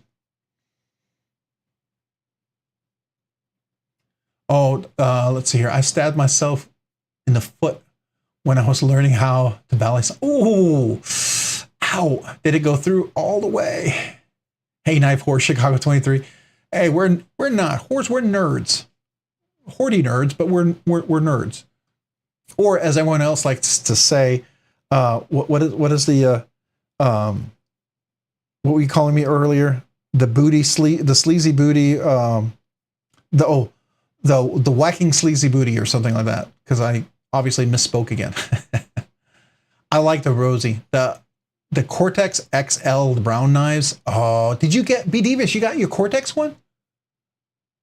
And you got the Lamia. Oh, with the Nature Grip scale. Oh, I wanted to try to get in on that one. That looks so nice. I missed that one. But I would love to get a Cortex L. That would be stinking cool.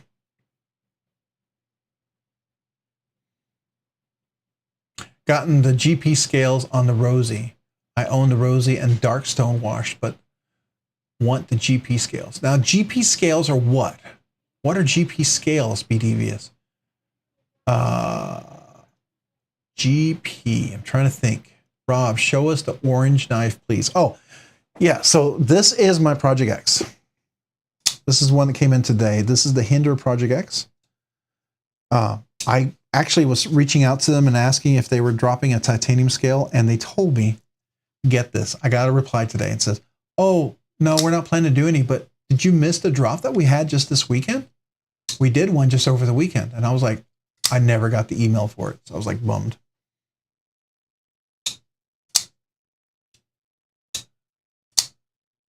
So this is the Project X. Oh, see, it's starting to stick again. But I'm wondering if it's because this detent bar is so strong. It's so tight. I'm going to have to tune this because this is ridiculous. Now, for some people, they may love really crazy strong detent, and you might love this, but this is just too much for me. But still a cool knife. So.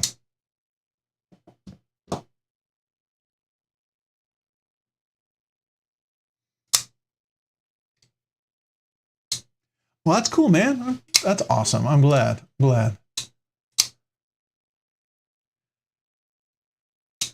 Oh yeah, the golf pattern one. Yeah. I like that one. Okay, so I have two Grail of Grails, right? So there is my Rosie. Is probably still my ultimate Grail. And I love the golf pattern one. This is the exact one that someone kindly sold to me, which I am still to this day. Someone asked, oh, whenever you're ready to sell it, this is probably one I'll never sell, right? This still remains one of my favorite. And I don't know if I ever want to get the large one. This is just such a perfect size for me, right? It feels really great. And the aesthetics and everything on this one is just great. And it's such a beautiful, such a thin, crazy sharp MagnaCut blade. So I love that. I love this one, as I love the haptic. The whole blade works haptic. This is just another one of those. And then I like the Trevor Burger. So I really enjoy that as well. So those are probably my biggest super, like, absolute favorite type of knives. Does that make sense? But I love this golf pattern. Look at that. That is my absolute favorite design on this knife. Just perfect texture. Feels good in the hand. Just beautiful polish. Yeah, I was blown away. This is so grateful for that. You have no idea. So Sharp Guy ATX got sweet bro deal. A new Megatherium arriving tomorrow.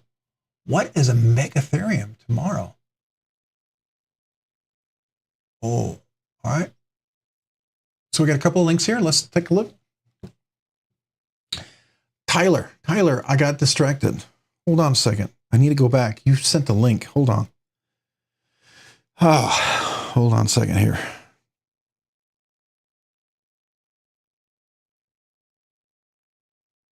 Give me 1 second, because he sent me a link about something and I needed to look real quick.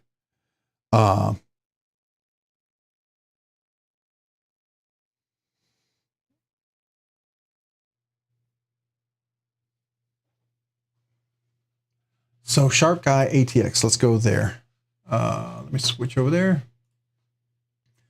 I subscribe to you. What the heck? I have subscribed to you, Sharp Guy ATX. I know I have. All right, so let's watch a short, because I know I've subscribed to you. And I'm pretty sure I did it on a live stream too. And I watched the short on a live stream. Don't know why it unsubscribed. All right, so here's the case in point. Make sure, if you subscribe, go watch a short, like the short, watch it all the way through so that it stays. And I think that's the issue I had here. Is that 15V? Wait. Is that a 50? Did you get that in 15V? What is the steel on that? Can't see it. Oh, it's M4. Okay, I thought it was 15V. Still M4. That's one of the steels from Spyderco I don't have yet. Tyler, I'm not. I need to go back. There is one of Tri-State's Discord for $150. Oh, who's looking for that? Knife's Edge. What is he looking for? Maybe we can highlight it. Ron's Nerdy Knives. Oh no. Oh no.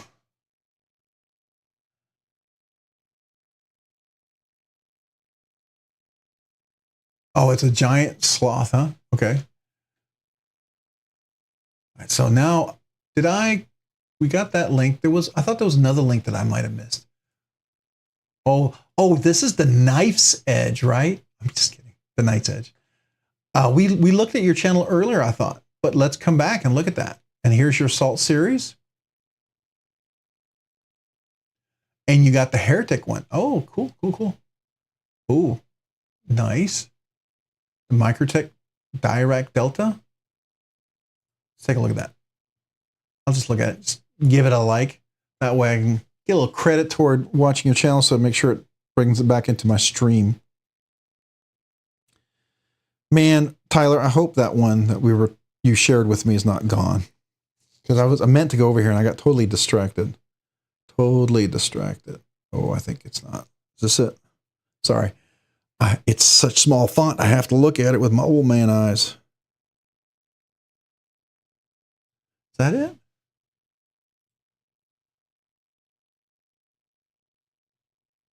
Gentleman Jack, DLC 45 yen. Oh, that's not it.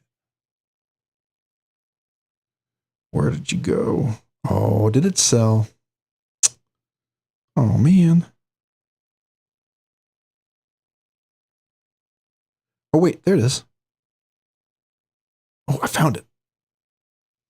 Okay. Tyler, you're enabling me. You're a knife enabler. Isn't that what we all do? We enable one another. We enable each other in our knife love, addictions, whatever we want to call it.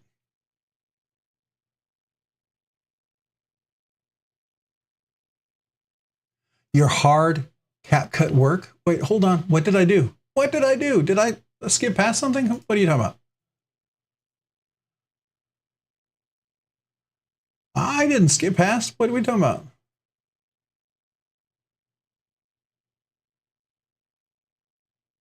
Which one? What did I skip past? You tell me.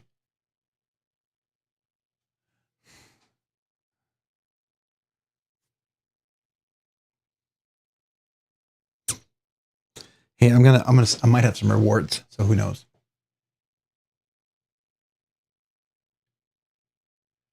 Oh, I know you were, Tyler. I know you were. It happened to be like the perfect build of it. I mean, the exact one that I would want. That's the thing. It was like you read my mind, right? Kind of like, oh, I got to log in here real quick.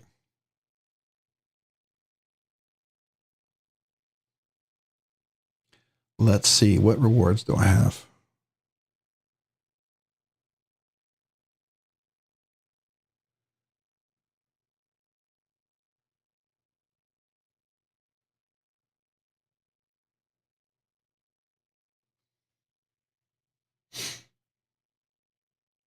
All right, so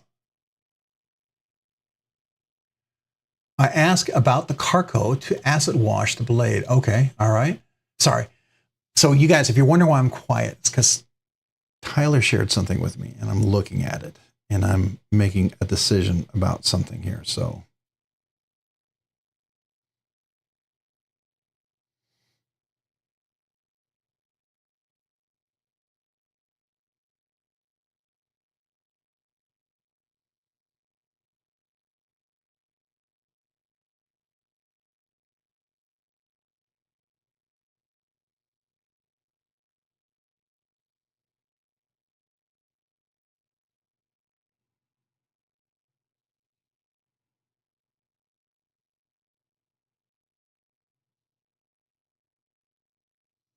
just 1 second. I am putting this in here.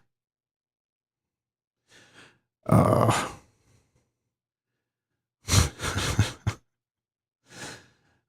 man.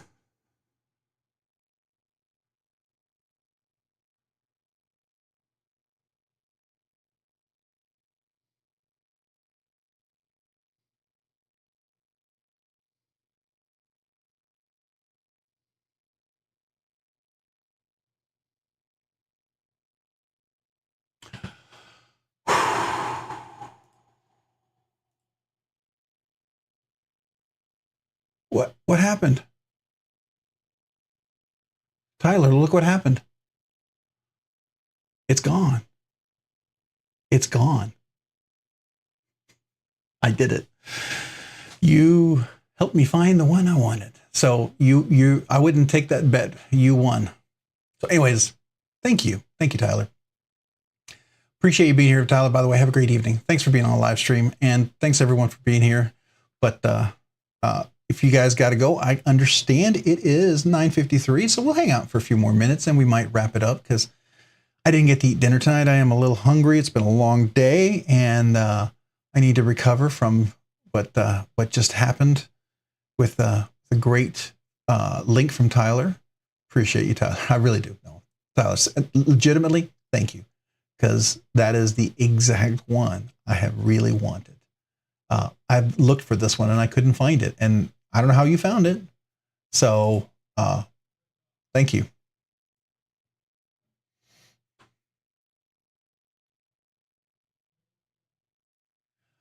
All right, so real quick, getting back to the knives.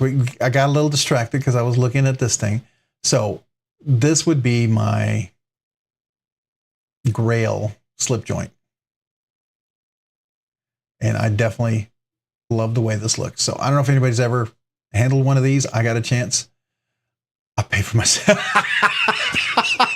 Tyler, you didn't have to do that. Thank you, but you didn't have to do that, man. Oh, I appreciate that. You're too kind. I appreciate you, man. But you don't ever feel like you ever have to do that. I was just grateful that you shared it with me. I was just trying to make fun of it, right? Just, you know, enjoying the moment. Because I was like, when I looked at that, I literally, my first thought in my mind was, oh my gosh, you found it. It's almost like you found the Holy Grail. And I was like, what?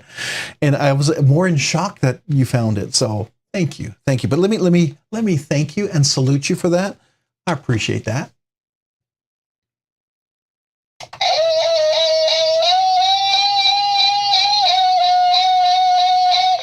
And let me give you a quick salute for that. So thank you.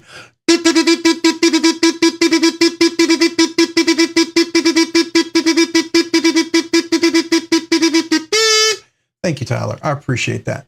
Meredith, good night. Appreciate you, man. Hopefully you guys were able to work out the shipping thing. And I don't know. I'll confirm. I haven't looked at my email because I've been working all day.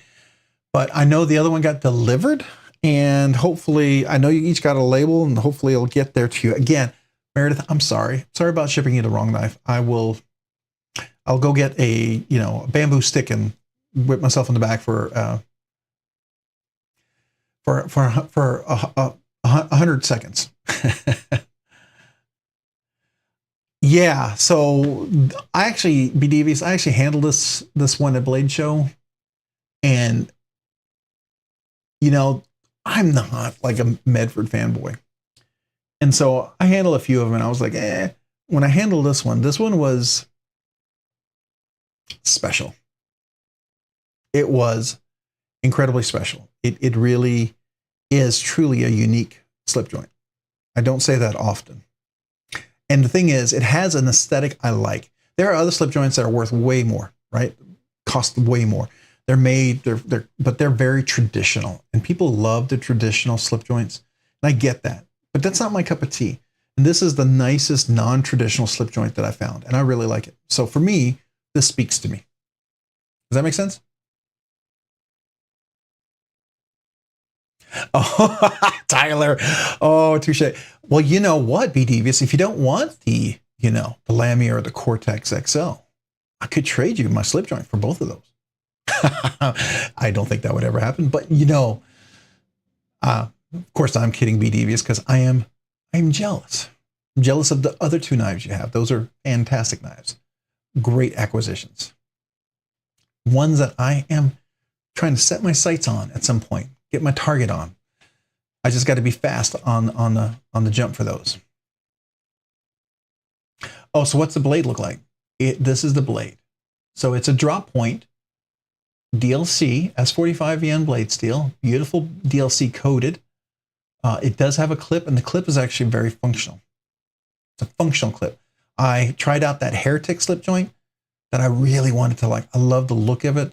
That clip just did not work on the Heretic slip joint. Just didn't. The blade shape was cool, but it didn't have a great 90-degree stop. It was blade rattled. So this was different. Yeah, it's tiny on the phone for sure. It is. It does look tiny, but it is pretty cool. Let's see. Let me go back a couple of, oops. Can we, let me see if I can do this. I want to show you maybe in a different blade steel, you can see it. Maybe, you know, you can see it in a lighter cut, lighter shade of blade. Yeah, let's look at this one here. This might be a little better view. So this is more, it's a hollow grind, beautiful hollow grind. It has that nail nick sort of look there. I like that look to it. So this is the older version of it. I think, oh yeah, this is the older one. This is the one that doesn't have the clip. So I picked the wrong one, but it is similar. It's just, yeah, this is the newer version right here. Let's look at this. Now, of course, it's the Tonto, which is a cool one. I like the Tonto, don't get me wrong. That's cool too. The only thing about a Tonto and a slip joint, to me, is Tonto is more of a user, hard use kind of a, and a slip joint, a nice drop point is great because you're cutting apples, you're cutting letters, right? You know, to me, that's what a slip joint kind of says. And of course, I'm getting every Tonto that's here. Trying to find a Tonto that you can see that you can actually see the blade on. Yeah, here we go. That's 45 yen. All right, here we go. So, and here's the clip. The clip is actually very functional. Does it show the clip on the angle? But it's a nice hollow grind. That works really well. Oh, look at it. It's got a little extra hardware. That's cool. But just a nice little slippy.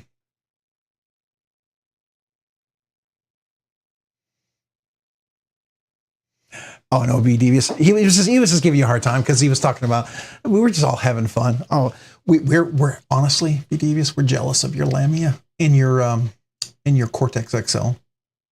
Would love to have both of those. So if anything, just, you know, having fun because you got two sweet knives there, man. Really sweet knives. I could Tonto it, but it's DLC coated blade. And I don't know. I like the DLC coated blade. And for slip joint, I like the drop point. I do like a drop point blade. It works for me for that. If it's not like here, you know, you have one of these guys, right? This is more of a very specific type of blade shape for a very specific type of job, right? This is really great for cutting, things like that. I love that. Love that. But I also have my, now this is more of a clip point. But again, it has that nice thin blade shape, great for cutting apples. I've actually cut apples with this thing. Might have to wipe the dust off, but I have cut apples when I needed to in a situation. Really great for that. So I like that. Tonto is, to me, on a slip joint, just as cool as it looks. It would be a cool looking knife, but it would be a user knife. Does that make sense? And I like to use my knives, so that's me. Oh, I you know, level on up.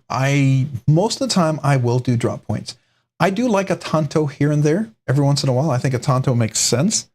But it has to really be something unique. You know, like I like the Osborne look here. This is kind of cool. But like I said, hey, did anybody answer the question earlier? I asked about if anybody has the Osborne with the titanium scales. Does it have better cutaways to the thumb studs on the titanium version of the Osborne? Or are all the edges on the Osborne all sharp, even on the titanium version? If you have an Osborne or had an Osborne, can you tell me?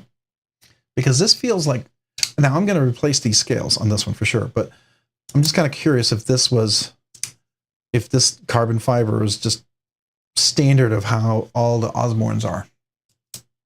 Just curious.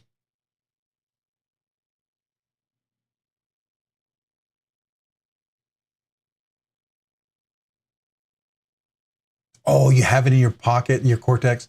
Be devious. Do you have a channel or a Instagram page? How does it handle? How's that top flipper? Is the top flipper just like stinking amazing? Is it just that good? I've heard it is. It doesn't stick out. It's not what, you know, Nick Shabazz would call a pocket pecker, but it's beautifully. It's like a, I don't know. Just it works.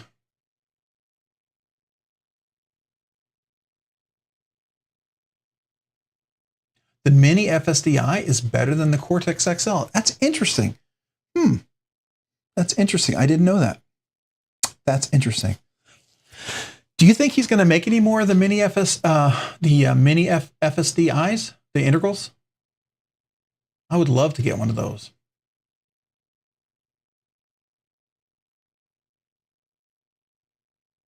Yeah, we were D45 I guess it's D45 Und. I don't know. I want to make sure I'm pronouncing your name correctly, but titanium slip joints seem weird. So conventional methods, when you say titanium slip joints seem weird, do you not carry slip joints, or do you carry very traditional slip joints? So you would carry them like the pin ones put together with wood, and like there'd be wooden scales and stuff like that?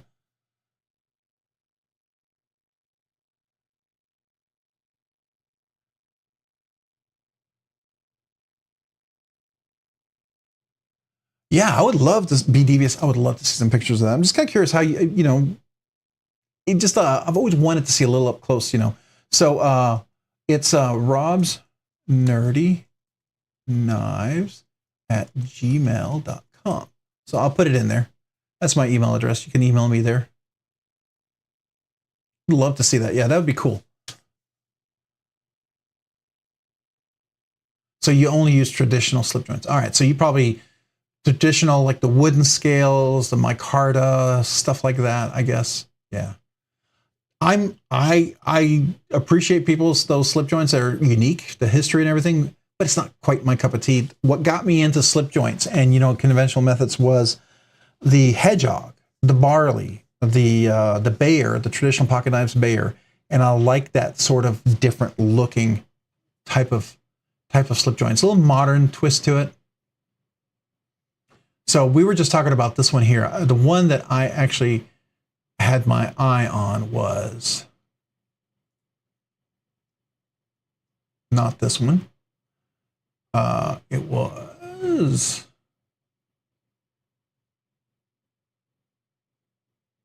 this one here. So this is the full DLC scales, DLC blade, S45VN blade steel.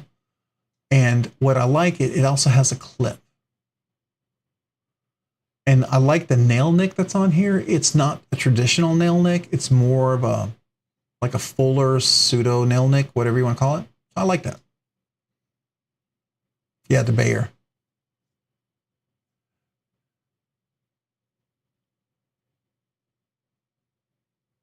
Yeah, the Bayer is really cool. I like that. And they actually make a DLC version of the Bayer that's pretty cool too. I was very interested in that too, by the way. Do I have knife makers designs? Tactile, where are you? I should have this in alphabetical order. Oh, here's the Chupacabra. We were talking about this earlier. That's the Super Lock. That's the SNCC Super Lock. And their design, by the way, is stinking cool on there. I think they have a picture of it. Yeah, so you see that it's got really easy access to it, which is one of the things that I had an issue with on the Vision FG and the Vision R, was it was uncomfortable. And I love this little curve thing right here. I think that's stinking cool. Now, I will tell you, I've been talking to Tactile, so I might be showing you guys one of these here next week. We'll see. Next week or the week after. I don't know what I'm getting, but whatever I'm getting, I'll be more than happy to talk about it. And I don't know if I've got to return it. If I return it, I return it, right? But at least I got a chance to check it out. So I'm super excited about that. Super honored, honestly. I think it's pretty cool. I like this version of it. And I like the fact that if I saw correctly, yeah, so it has jimping, and here I could put my finger like flat on there and move it back and not feel like I have to just do a fingertip. That was the thing that I had an issue with, the Civivi and the Wii version of it. It just got uncomfortable with my fingers. It's like the Andrew Demko 8020, the 8020.5, the Shark Cub. I like it, but it was so thin that it got uncomfortable for my big meaty fingers, right? I like the regular 8020.5. It's a little wider, and that was more comfortable. You gotta get gas. No worries on level on up. Understand. It is exactly that. D45, that is exactly what it is. It is the SNCC Super Lock. It's designed by SNCC. It's the he is the designer who came up with the super lock, and that's the name of the lock. So they would have licensed the lock from him and are implementing that. And it's a cool design. I like it. It allows for a very compact design like this. And this looks like a nice hollow grind, kind of a, you call this a sheep's foot, modified Warncliffe? What do you call this, right? So everyone has a different view on that. So technically coming around like that, is that, you know, I don't know. What are they calling it? What do they say this blade shape is? What are they calling this? Did they even say? I don't even see what it says on here. So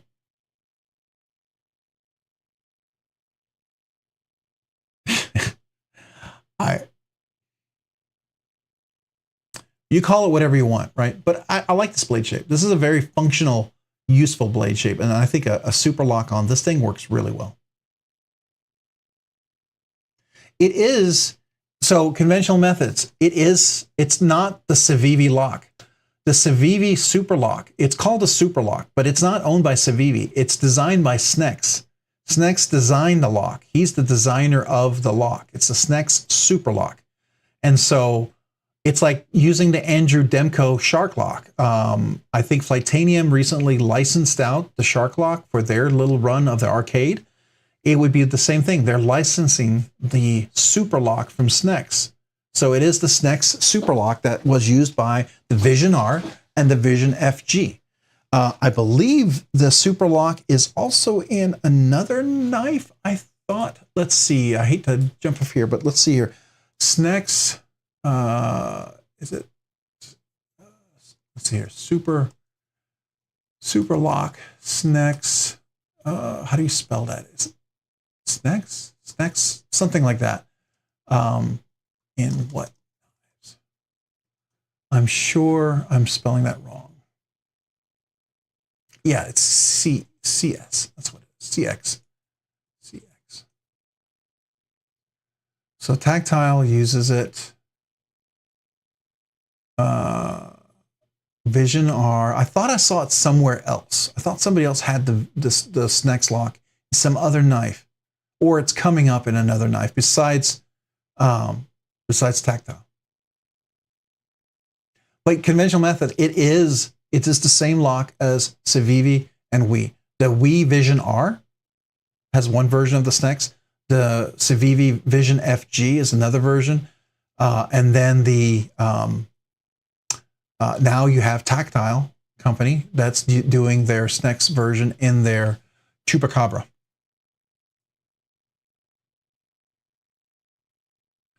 So that's their version. I thought somebody else was going to use that lock somewhere else.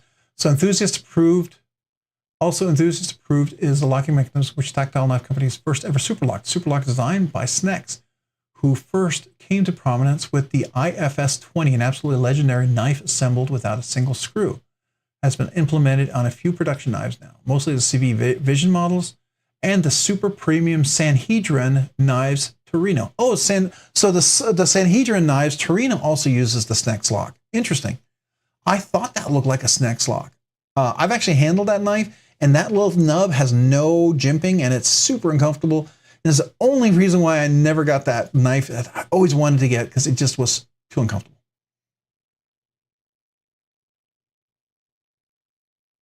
We were talking about Demko earlier. We were talking about how Demko also licensed out his Shark Lock. He licensed it out to Flightanium. So Flightanium made the arcade with the Shark Lock.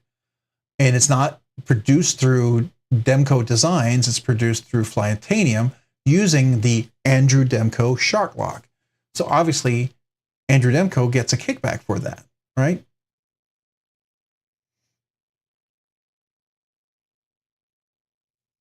And he actually developed his own knife that did this. And then it looked like there was also one in the, where was it? We just talked about it. The Sanhedrin, yeah. This is one that I always thought it looked just like the Super Lock. So let's go back to that. Oh, we never talked about this one. Rocky posted this one. This is a cool knife too. Oak City Leather Supply. Oh, they make some nice sheaths. Wow. Okay, very cool. Man, I forgot to come back to that one. Let's see. Do they have it here? No. Probably, I know who carried it was, I think Blade HQ has it. Pretty sure they have it.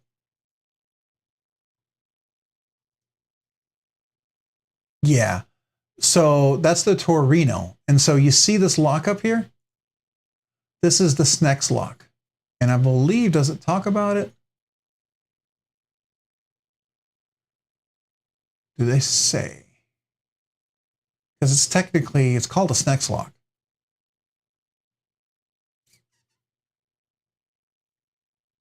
Let's say.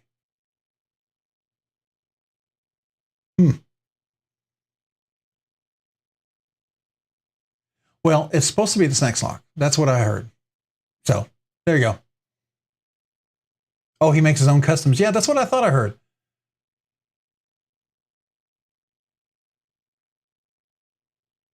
Oh, that's cool. That's cool.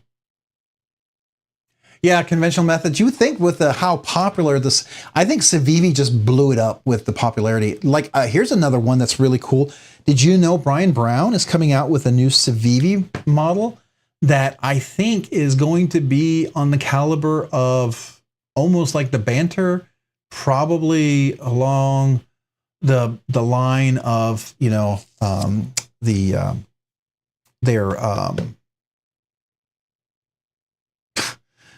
oh man, I went brain dead again. Elementum. So I don't know if they will have it here. Let's see. Civivi, Brian Brown knife. Let me see if they posted it yet. Nah, they haven't posted it. I know I saw it. Well, I saw it at Blade Show. Here, hold on. I actually have a picture of it. So Instagram. Go to my profile. It would be down here from Blade Show. Let me go to it. I actually have the video. Here it is. This is the brown. This is the new knife that he's coming out with. And this is a Civivi version. It hasn't been released yet. But when you handle this knife, it's smooth as butter. It's like, it really works. Like the Jaeger is, it's smooth, it's functional, it fits in the hand, it's ergonomic, it's going to be good. It's really good. Everybody who handles the knife, they're all like just immediately impressed with like, oh, this, yeah. That's the weird thing. Because I first looked at it, I was like, oh, okay. Then I handle it and I was like, oh, wait a second. This is amazing. So I think that's what happened with the Snex lock. It got so popular with the Vision R and the Vision FG. I think that's what happened. It just got associated with Civivi and Wii. But yeah, he was big before that and does other stuff. All right, we are at 10:15. I got to wrap it up because I do need to get some sleep. It's kind of late. I got to eat some dinner. And it's been a great live. I appreciate you guys, man. Thank you so much. Made some poor decisions tonight, which is okay for me. Right on par, right? Got some cool things coming up. Exciting things coming up this week. I'm really excited to share with you. Some things take a little longer than others. Some shipping seems to be slower for some things, but got some big projects coming up. I'm excited to share with you guys. Hopefully I can give you some sneak peeks of some stuff that's about to drop and come out. Kind of excited to be on inside there to be able to share that. So hopefully that'll be kind of cool. We will be doing the members giveaway next week. For sure. We'll do members giveaway next week. And then we'll have the regular giveaway as well. So appreciate you guys, man. I really do appreciate you guys all being here this evening. Thank you so much for being on the live stream. You guys are all amazing. So thank you for everyone who's here and who's part of the live stream. And just, you know, I enjoy talking knives. This is something I enjoy every week. I really do. So even if you disagreed with me about my view of the spine whacking thing, it's okay to disagree with me. You don't have to agree with me, right? And you know what? I am willing to learn. If I misunderstood that, if I don't know, help me to learn. I am totally cool with that. So, but it was fun. It was fun and I enjoyed it and I appreciate people and everyone here. So thank you guys. We'll see you next week. You guys have an awesome week. Go out there, enjoy your knives, enjoy your week. May it be a great, great week for every one of you. Don't whack your spine. I will try not to do that. That's good advice. That sometimes that I don't think I can always follow through on though. Sometimes I think I do. So, but I appreciate it. So thank you guys. You guys have a great week. I appreciate everyone. I'm going to say goodbye to you. Good night, everyone. Have a great week. Bye.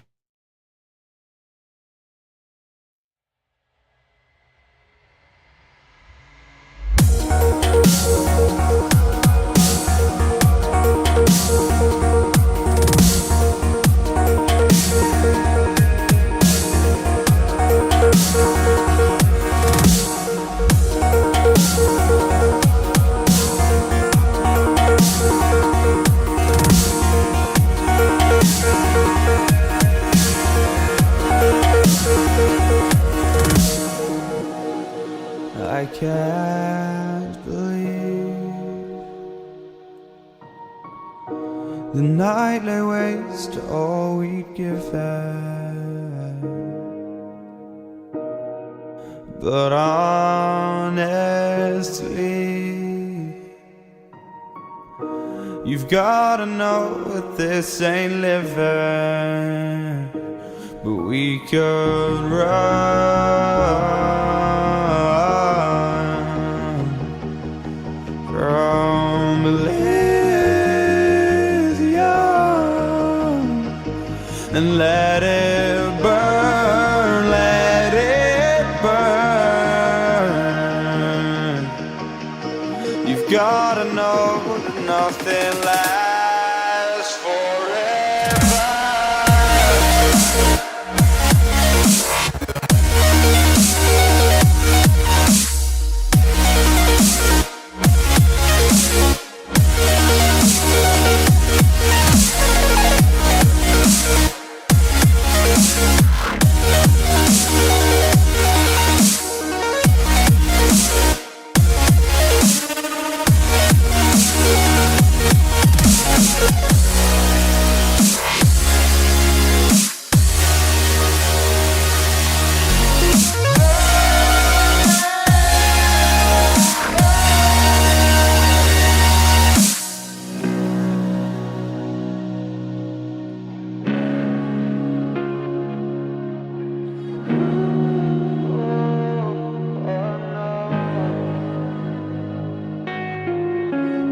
I can't believe myself.